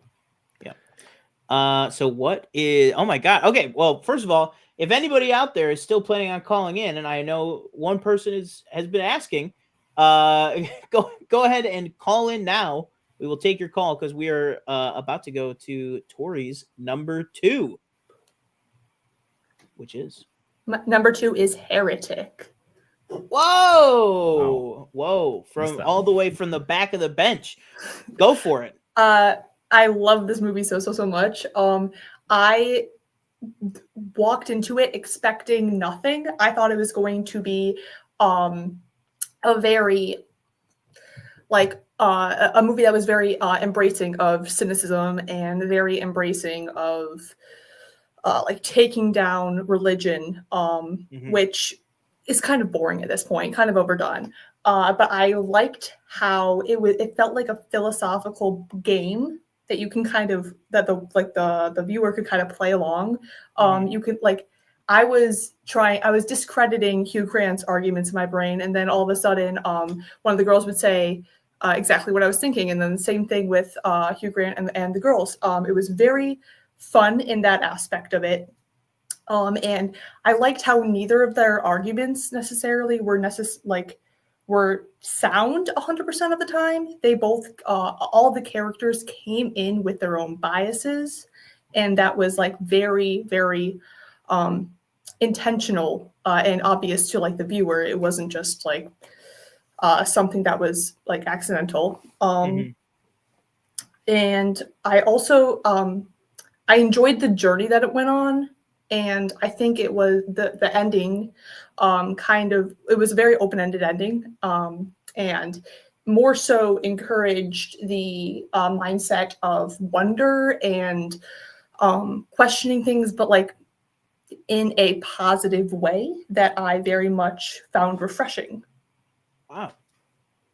That sounds really interesting. Mm-hmm. I have not heard the ending and the wonder and positivity and stuff. That is not where I thought they were going. I've heard all the other stuff, just how surprisingly good it is, and the script is just really, really incredible. But that's that's just one that I just ran out of time to see, but I really, really wanted to, really bad. I think I even tried to see it, but the quality was not very good. But that's awesome. I mean, I wish I had more to say about it, but I did see the Star Wars joke that's in the movie, which is cool. And I've heard nothing but great things about Hugh Grant. So I mean, I love Hugh Grant. Obviously, it's TJ's favorite actor ever. I don't think so. But yeah, I definitely want to check that out. TJ, anything on Heretic? No, I haven't seen it. I don't know. I'm Real. definitely gonna check it out though. Yeah, I definitely. That's the thing, is that it's like I'm really excited now. Now that the pressure's off of the list, just going back and watching some 2024 stuff that I can just be like, oh, this is really good. Not just like, oh, how's it gonna fit in? TJ, I just want to acknowledge this chat. Alex said, "Did I miss saw that, a Megalopolis mention?" I didn't see the I'm movie. assuming you're saving it for number 1, right? No, I didn't see it. I would assume. Well, I we'll believe see. you might have talked me to not see it. Probably. I believe you were the one who said, you might be able to skip that Well, one. you talked me out of Rise of Skywalker, and I've never watched that movie since that discussion 6 years ago. That was funny. Did you say your 3? No, that's my 3 is next. Oh, okay. Right? I just did my she said 2. her 2, so that's why I was wondering. We skipped. Oh yeah, but you're it was always get because into there was a it's issue. Tori's 3 was Substance. Oh, okay. And then your 3 was Wicked. Right. Okay. Yeah. So I think we skipped you. Yet. Yeah. So we still skipped you. Yeah, we skipped you.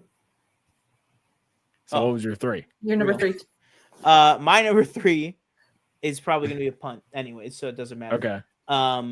Heartbreakingly, my number 3 is Dune Part 2. Oh yeah. Yeah. Okay. I was like, I think that's why I skipped it subconsciously, is because I was like, we're not talking about this until the end. So my 2. But so she did her 2, my 2. Yep. So your 2. So my 2 is Challengers. That's gonna be a punt. Okay. Oh, we're there. It's that magical time. Number 1. My number 2 is, of course, Wicked. Wicked. What else could it be? Man. Tori, did it even sniff your list? Number 7. Number 7. Okay, number 7. Sorry. I'm bad. Okay, cool. Man. What do I even say? Boo! That's all I gotta say right there. Man. For audio people, he just held up a Glinda Funko Pop. Honestly, it's really not that like Gilda. Glinda Radner.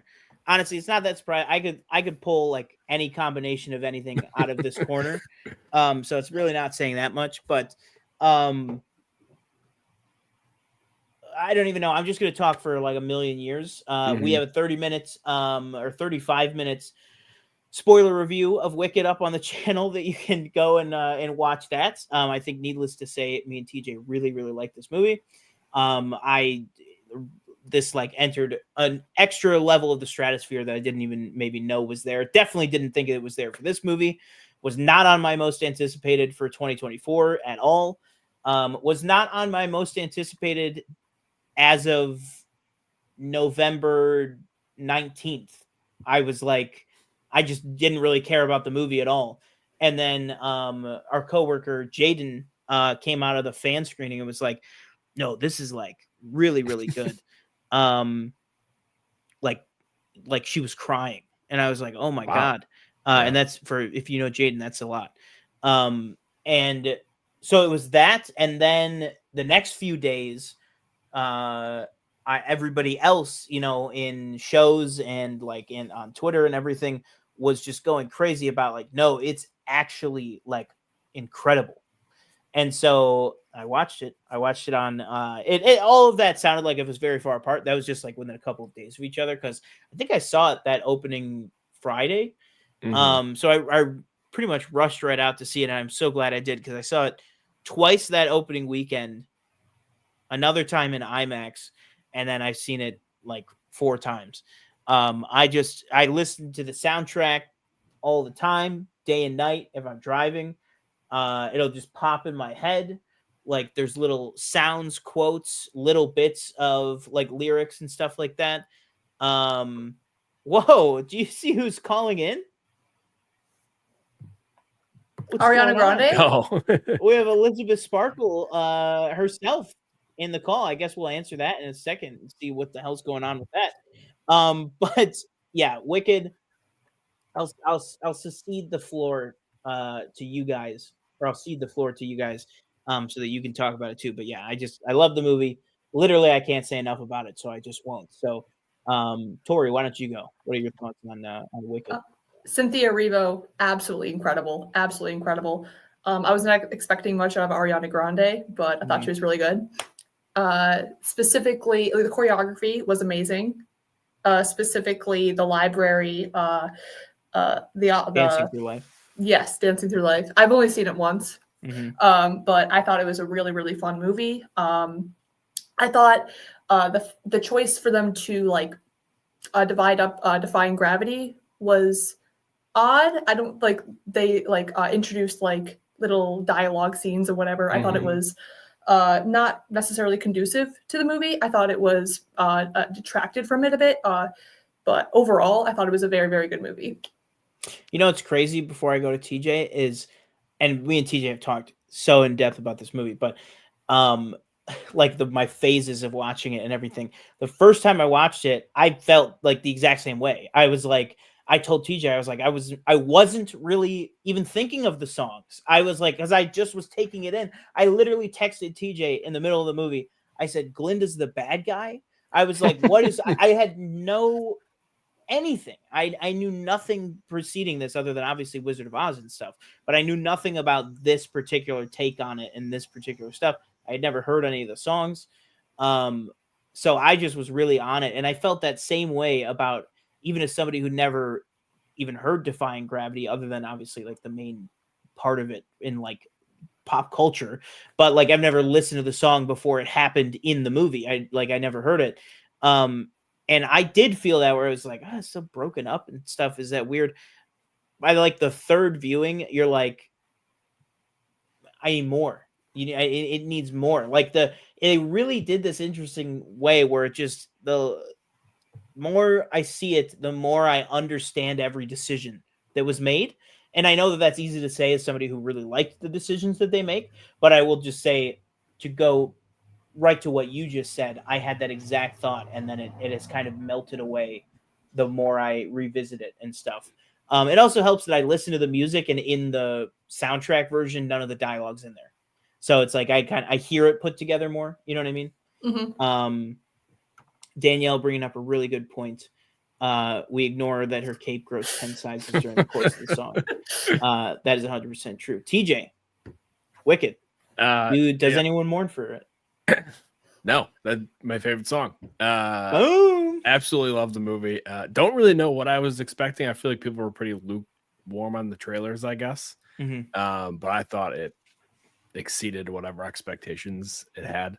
Like you guys said, choreography was awesome. The singing, the songs were all amazing. I thought Cynthia Erivo, Ariana Grande knocked it out of the park, and I'm really excited for part 2 or Wicked for Good.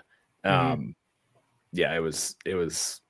I'm just shocked at how good it was for.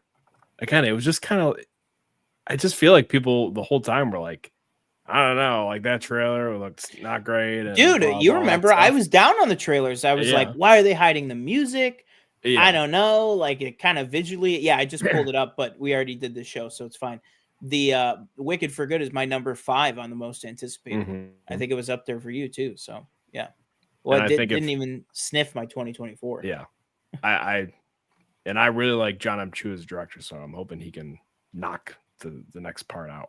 Yeah, and it always just gives me confidence when something, like with Squid Game, it always gives me confidence when something is filmed, written, produced all together. You know what I mean? It's like Infinity War, Endgame, the Lord of the Rings, name it. But it's just like, now I will say that can be bad if the first one's bad, because then you're like, oh, like there's no time to learn your lesson. But it's like, if you hit the first one this far out of the park, I'm like, I'm buying in a lot of goodwill that the second part's going to be good. You know what I mean? Because it's like they kept their heads down, they made the whole thing, and then they just did it.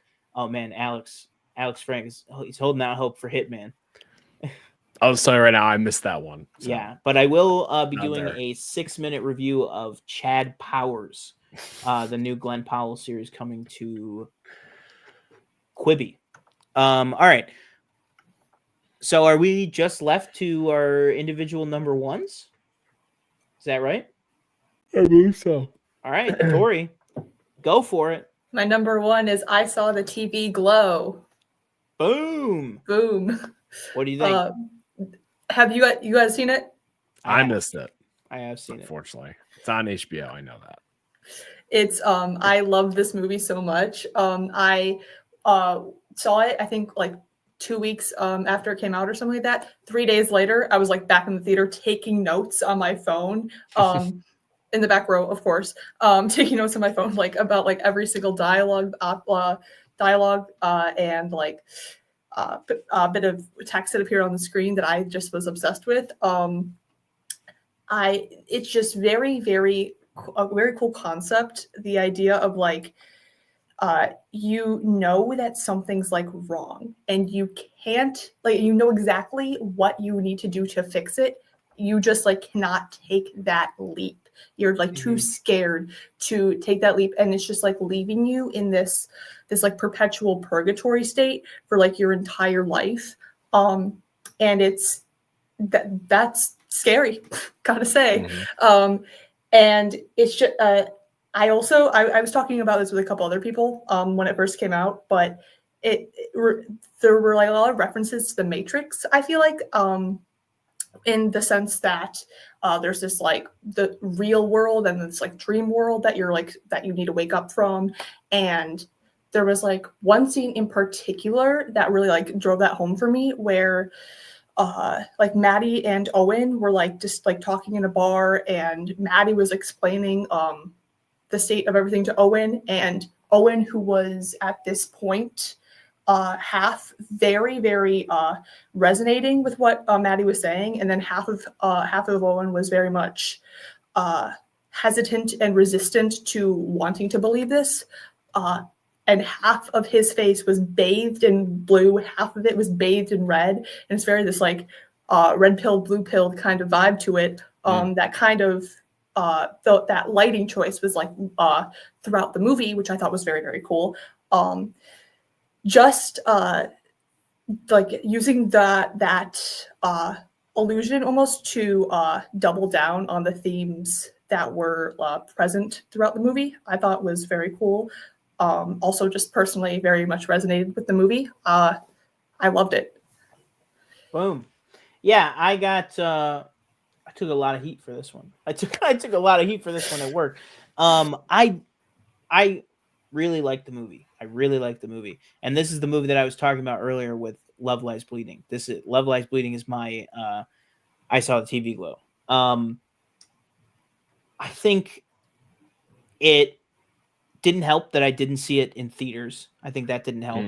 And then, watching it on Max, I admit I think I was eating when I was watching it, which isn't the biggest sin, but I was not as locked in as I could have been. And I know that there is hope out there for me because Dan Murrell, who is a YouTuber and reviewer out there, he had a very similar experience where it just didn't click with him. He didn't think about it under the lens that like the director was intending it to be.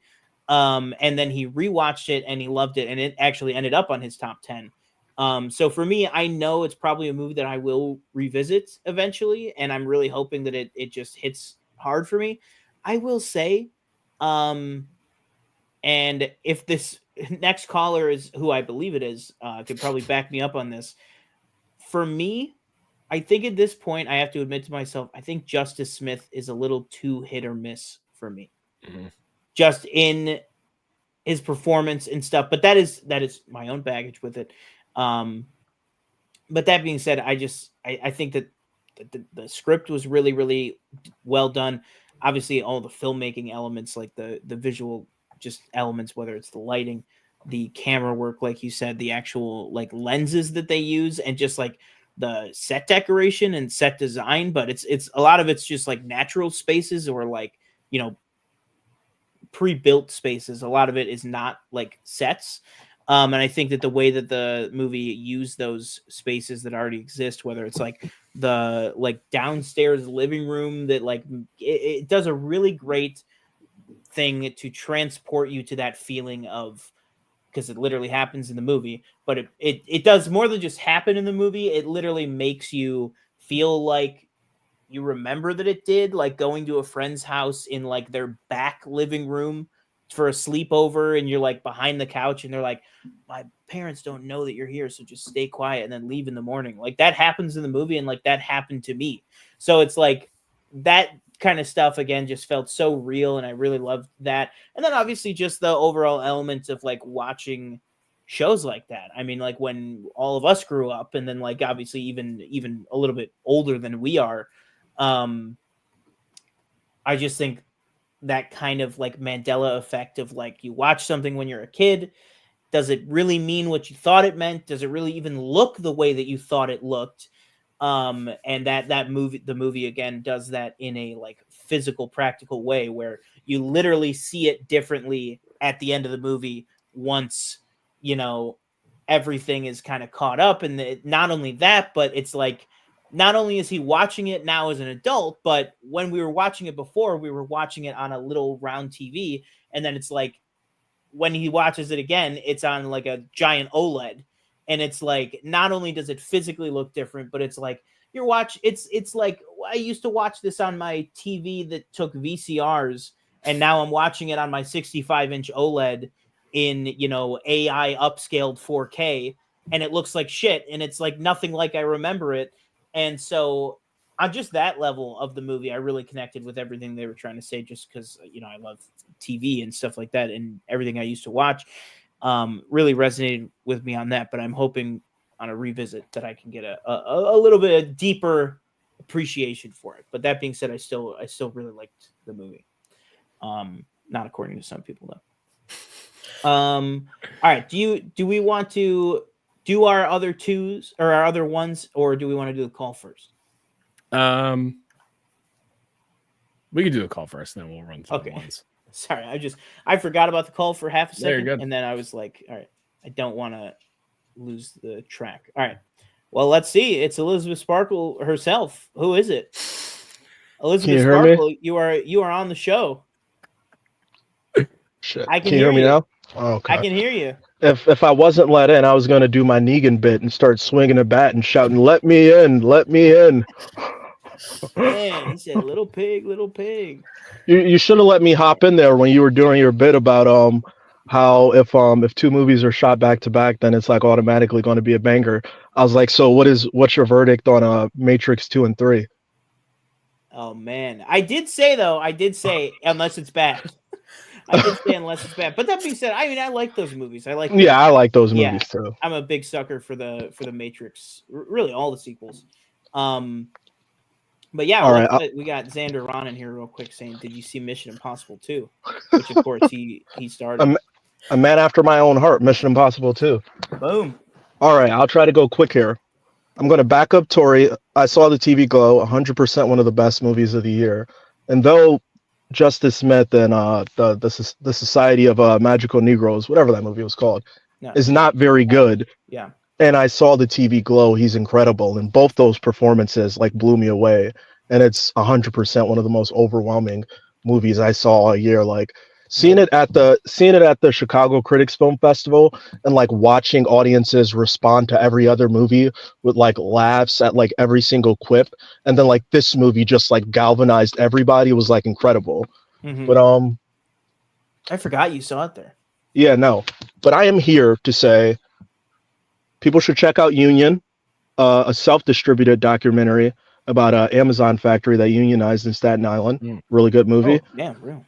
And then people should also check out The Dead Don't Hurt, Viggo Mortensen Western. Oh, real. Incredible movie. If you like Vicky Creeps, if you like Viggo Mortensen, or if you like Clint Eastwood's Unforgiven, you should 100% check it out. But to the task at hand, juror number 2. I do not have a favorite movie of the year. I do not really have a best movies of the year list, but juror number 2 is 100% like one of the best things that I've seen all year. And it is like the culmination of like so many things that Clint Eastwood has been like contemplating over the course of this like entire late period run from like Sully, Richard Jewell, like what's the other one? Not Cry Macho, the Gran other Torino? one. Oh, No. The Mule. No, you just Yeah, said yeah. The Mule. No, yeah. It's like it is like not only just like stretching over like this like contemporary run from like Sully onward, but like really like the past like 30-40 years of his career, like the entire mythos that we like associate Clint Eastwood with, and like this American ideal, like all that in this movie, he's like basically like not only like interrogating, but like really just kind of like destroying and just like really like crapping all over. But your comparison to 12 Angry Men is really why I wanted to talk about it, because I was like, as comparable as the two films are, 12 Angry Men is not as cynical of a movie. Like it's a movie that ultimately like stars like blue-eyed Henry Fonda, and like he's gonna win like all of his peers over by the end.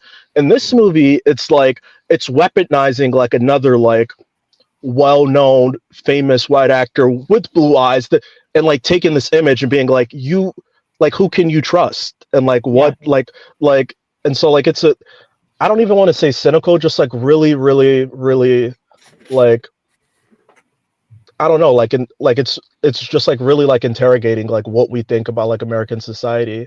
And it really like the entire time I watched it, there was like a pit in my stomach, and I was like, this is like, I was like, this is like kind of horrifying that like the guy who did this is like the only one like advocating for like this other guy not to go to prison.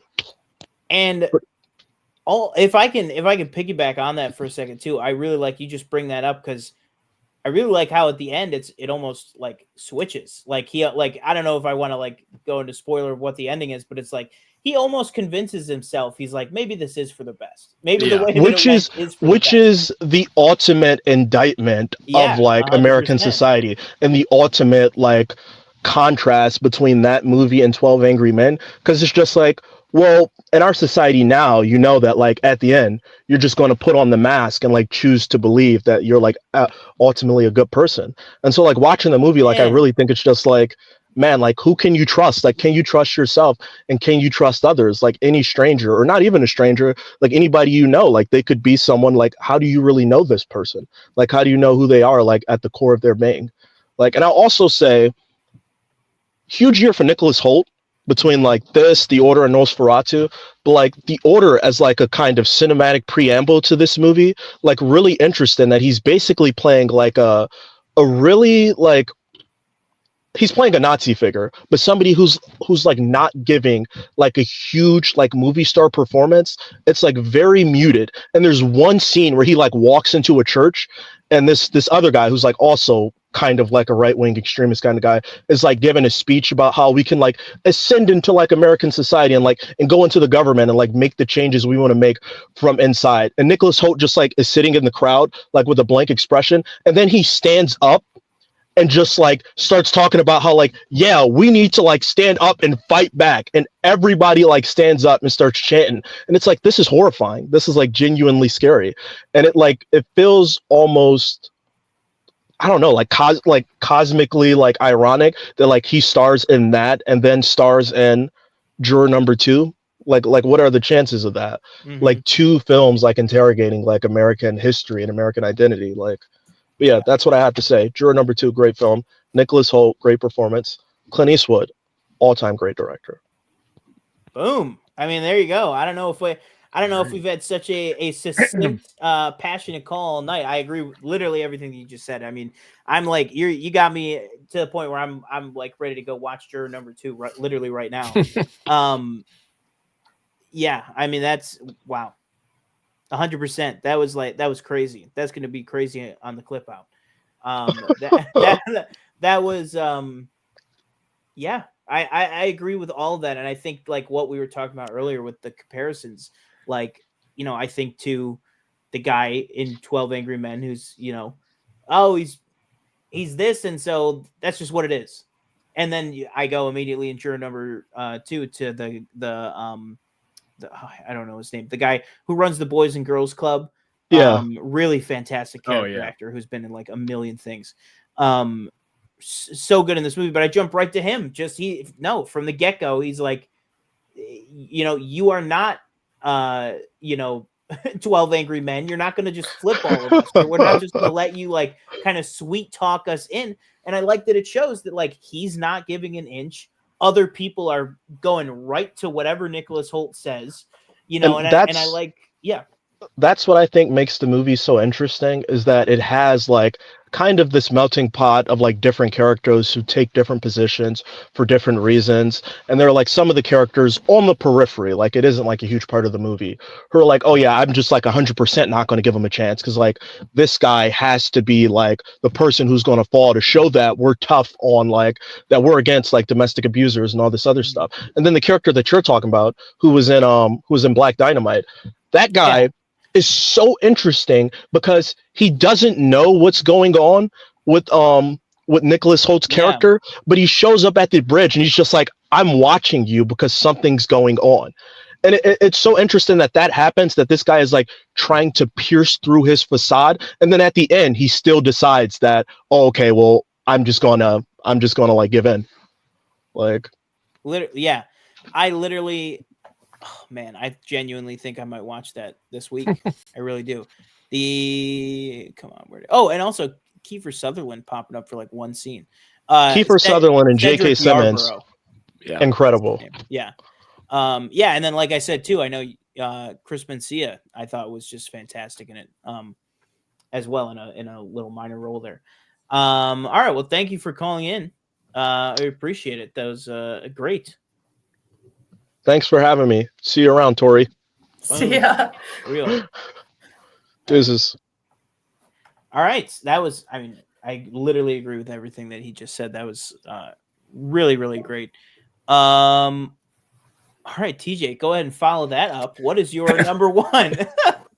What is your number one? I'll try to make this like succinct because I know we've been going a while.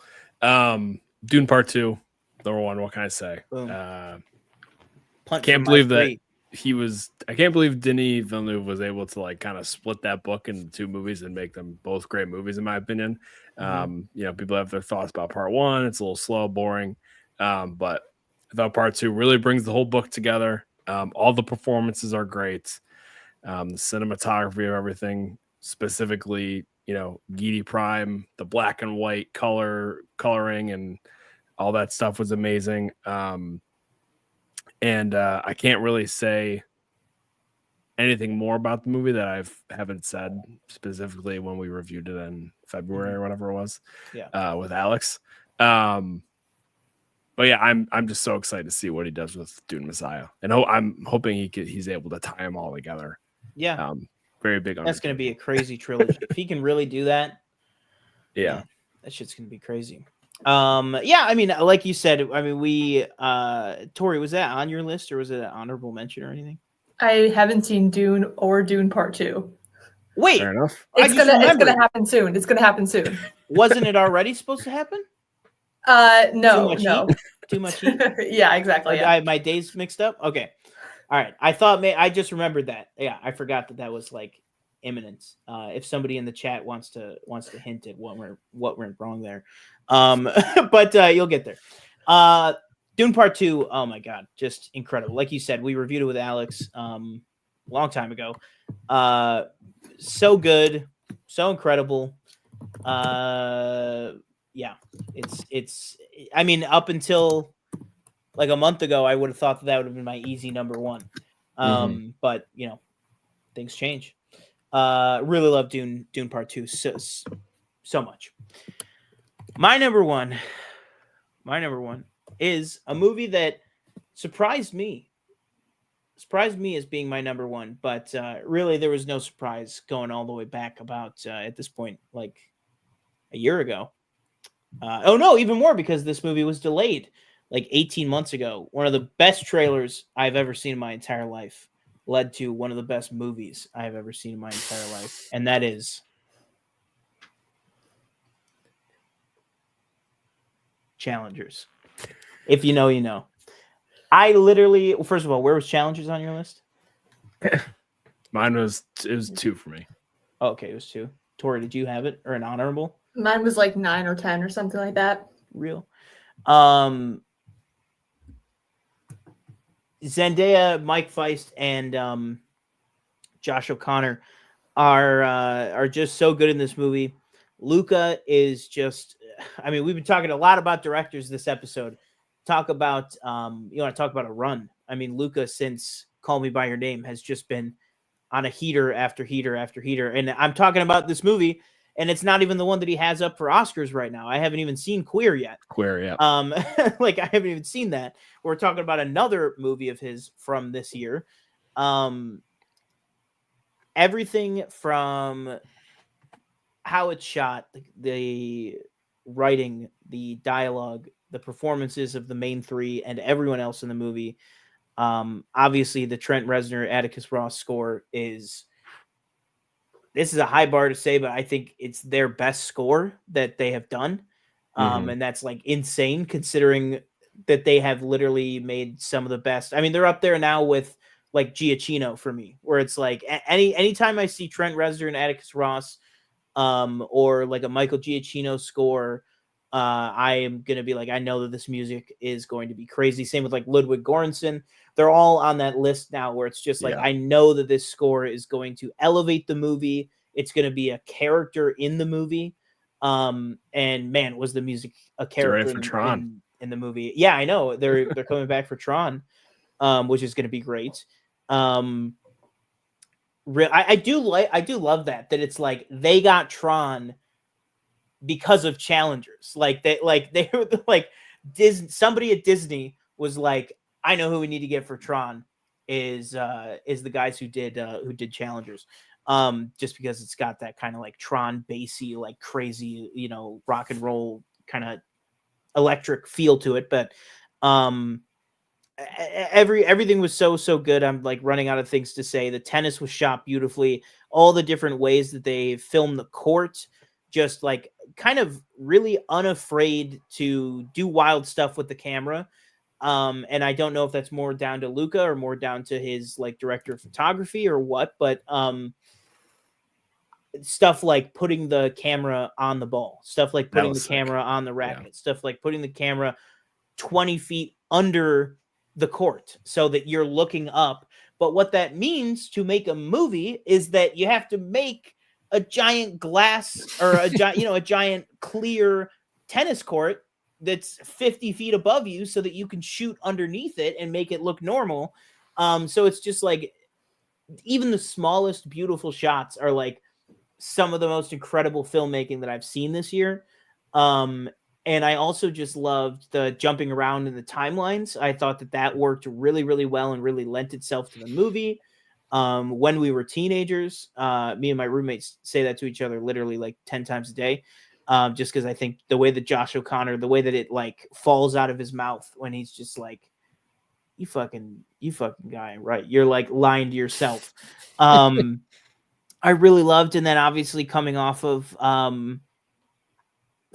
it's like the most famous movie of all time. What is it called? Coming off of West Side Story, Mike Feist just really blew me away in this, and I really liked him in West Side Story. He was really, really strong.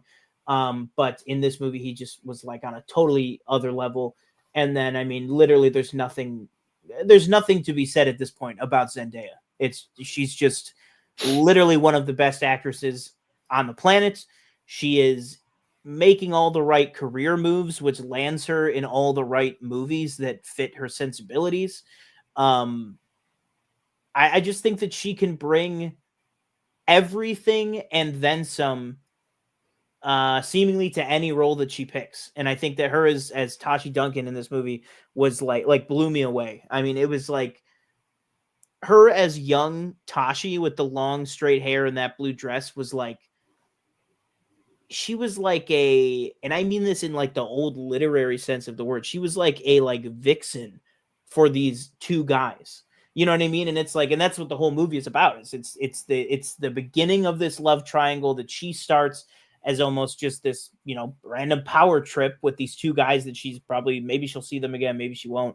And how that can just snowball into having these guys wrapped around her, wrapped around each other, the fight from each other, the, you know, dissolution of friendships, the reforming of friendships, what it even means, what it means to have that much history with someone in your life that has either been in your life this long or you have not seen them in a while and then they come back to you.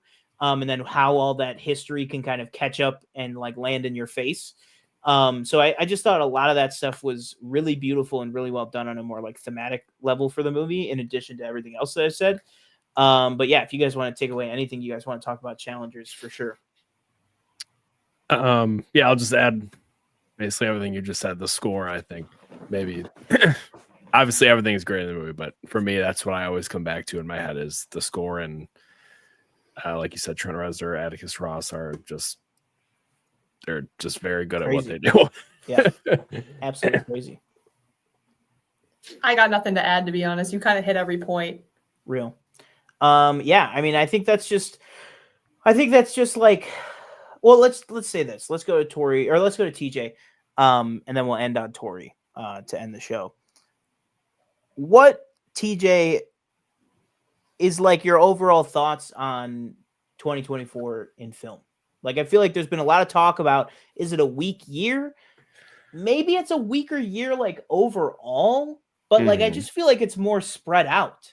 I just feel like there's like 35 like hitters that came out this year. Yeah. And it's all just varying levels. And you know, but what is your take on 2024 as a whole? I mean, just looking back for what I've seen and trying to remember everything that's come out this year and maybe what I haven't seen, I feel like it's been pretty I mean, I guess every year is going to be diverse, you know, not every single movie is going to be the exact same. But just looking at like my list of what I have of my favorites of the year, like we have a musical, we have you know, Trap is fun. It's not like the most serious movie in the world. It's kind of a goofy movie, you know. I didn't think it would probably be on my top 10 list. Then we got stuff like Furiosa. I feel like we got a decent amount of body-esque horror this year. I'm just thinking of two with The Substance and like high profile Bleeding. too. Yeah. It's even a little bit in, like I saw the TV Glow. Yeah. Well, I didn't see that, but yeah, I guess that's in there. Okay. And no, like, not much. What am I trying to say? I feel like for maybe more me and you, Sean, specifically, because we talk a lot of, you know, Marvel movies, stuff like that. Maybe most years we'd have a Marvel movie or some sort of superhero movie, but we didn't have any of those this year. Yeah. No, I think it was a good year. Just looking at my list. I was just gonna say, by the way, that's because none came out besides. Right. I mean, like, yeah, dude, there was like 7 this year. 7. That's a lot. There was 3 Spider-Man spinoff movies alone, all this year. Madam Web, Venom, Kraven. Like, I was like, there's so many more than I was even thinking of. I didn't even see Kraven. Yeah, but Madam Web should be on the list. A real quick question. Just regarding like a movie that isn't on there. That it's not on any of our lists, and I don't think it just came out. And this is the movie that it's a biopic, and Americans were like, "Is it Autumn and the Black Jaguar?" No, it's Better Man. Did anybody see that here?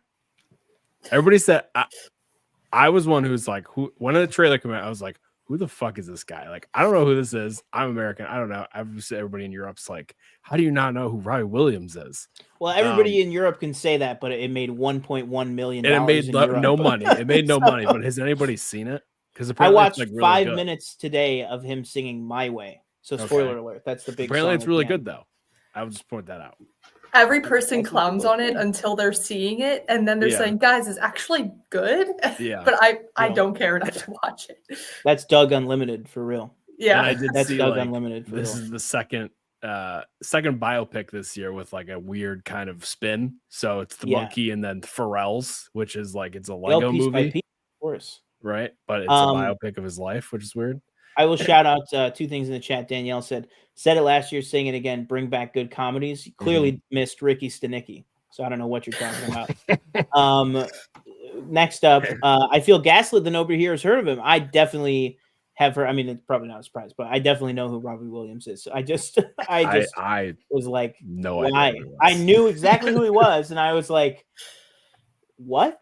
we're doing what? Like, it'd be one thing if like his signature song was like some love anthem from the 90s called like I Could Be Your Monkey. Like that, like then it would make sense. But this guy's like not even monkey themed. Yeah. So I've got a lot of questions. I think it's also one of those things, and I'm sure like people in the United States do this, like to people overseas probably, where it's like, how do you not know who this person is? And it's almost like you get mad when you read like people from a different country be like, how do you not know who this person is? And in your head, it's like, well, clearly it's just not, it's not big enough. It didn't penetrate the American market. Yeah. But no, I'm like kind of interested in it now because people say it's good. Yeah. I mean, I probably will never see it, but I'm interested in it. I mean, it's basically just live action Sing. Isn't that what it is? Live action Sing. Isn't it? Although I guess it falls into the Lion King debate. Like, are the Apes movies live action or are they animated? Yeah. That's actually a good point. I would say that the Apes movies are definitely live action. I would agree with that. Yeah, but then the Lion King movies are not.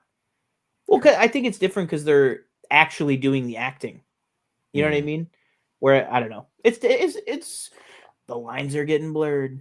The lines are getting blurred. I think we're arguing semantics at this point. Yeah, exactly. Real quick, I didn't think it was a bad year. I didn't think it was a weak year. I just think it, like I said, it was more spread out year. There's no clear front runner. There's no Oppenheimer. Yeah, I was gonna say, just steamroll everything. I think that's case in point by the fact that all three of our number ones and our number twos are all movies that if we've seen them all, are all movies that we all really liked. So I think that goes to say a lot. And that they were all different. All of our number ones were different. So I think it's a good year. I think it's going to be an even better year next year. But yeah, I think overall it was good. But to close this out, and then we'll wrap up the show here. Tori, what were your thoughts overall on 2024 in general for cool stuff to watch? I have to be honest, this is like the first year that I really like was making a conscious effort to watch as many movies as I could. And like the first full year that I had like access to like free movie tickets and things like that. So I don't really necessarily have I can't like make an honest comparison to previous years. I do think there were probably less bigger movies this year because of the strikes. But I do think that there were like a lot of really, really solid movies that I'm gonna like rewatch consistently. Yeah, I think, like I said, 100% agreed. I know me and TJ have probably, talked about a lot of other ones that I can't even think of the name of, but I think also we talked a little TV at the beginning of this, and I think TV was really strong this year. I actually think particularly this year, you have The Acolyte, and it was kind of a dual year. You had The Acolyte and like Echo, but then you also had Agatha and Skeleton Crew, which were both big franchise plays on TV, and then also Penguin was phenomenal as well. Like you had a lot of these big franchises, I think kind of taking, I would say loosely, the Andor approach, which is like, hey, what if we really genuinely just focused on making this about the characters? Like give all the trappings of these big universes that we're in and these big franchises, but let's just focus on characters and see where that gets us. And I think that all three of those shows were really fantastic for that. But yeah, I mean, I think that'll do it for us. I just want to take a moment to say again how much we appreciate Tori for coming on, filling in on the topic, because originally the topic was going to be, we were going to be talking all TV this week. So we jumped over to make this the top 10 films. So really appreciate that. Tori, do you have anything you want to say or anything you want to promote? Not really. Not really. I just want to thank you guys for having me on here. It was really fun. Had a great time. Of course. Yeah. I mean, I think you did a fantastic job. I know it could be like nerve-wracking and stuff, but it's really just talking. So I really appreciate you coming on. It was great to have you, but that will do it for me. I have been one of your hosts, Sean Monk. I've been another host, TJ Cornwell. Thank you for watching. Follow us on all our social medias, Twitter, Instagram, TikTok for the next 5 days until it's gone. And then we will see you next time.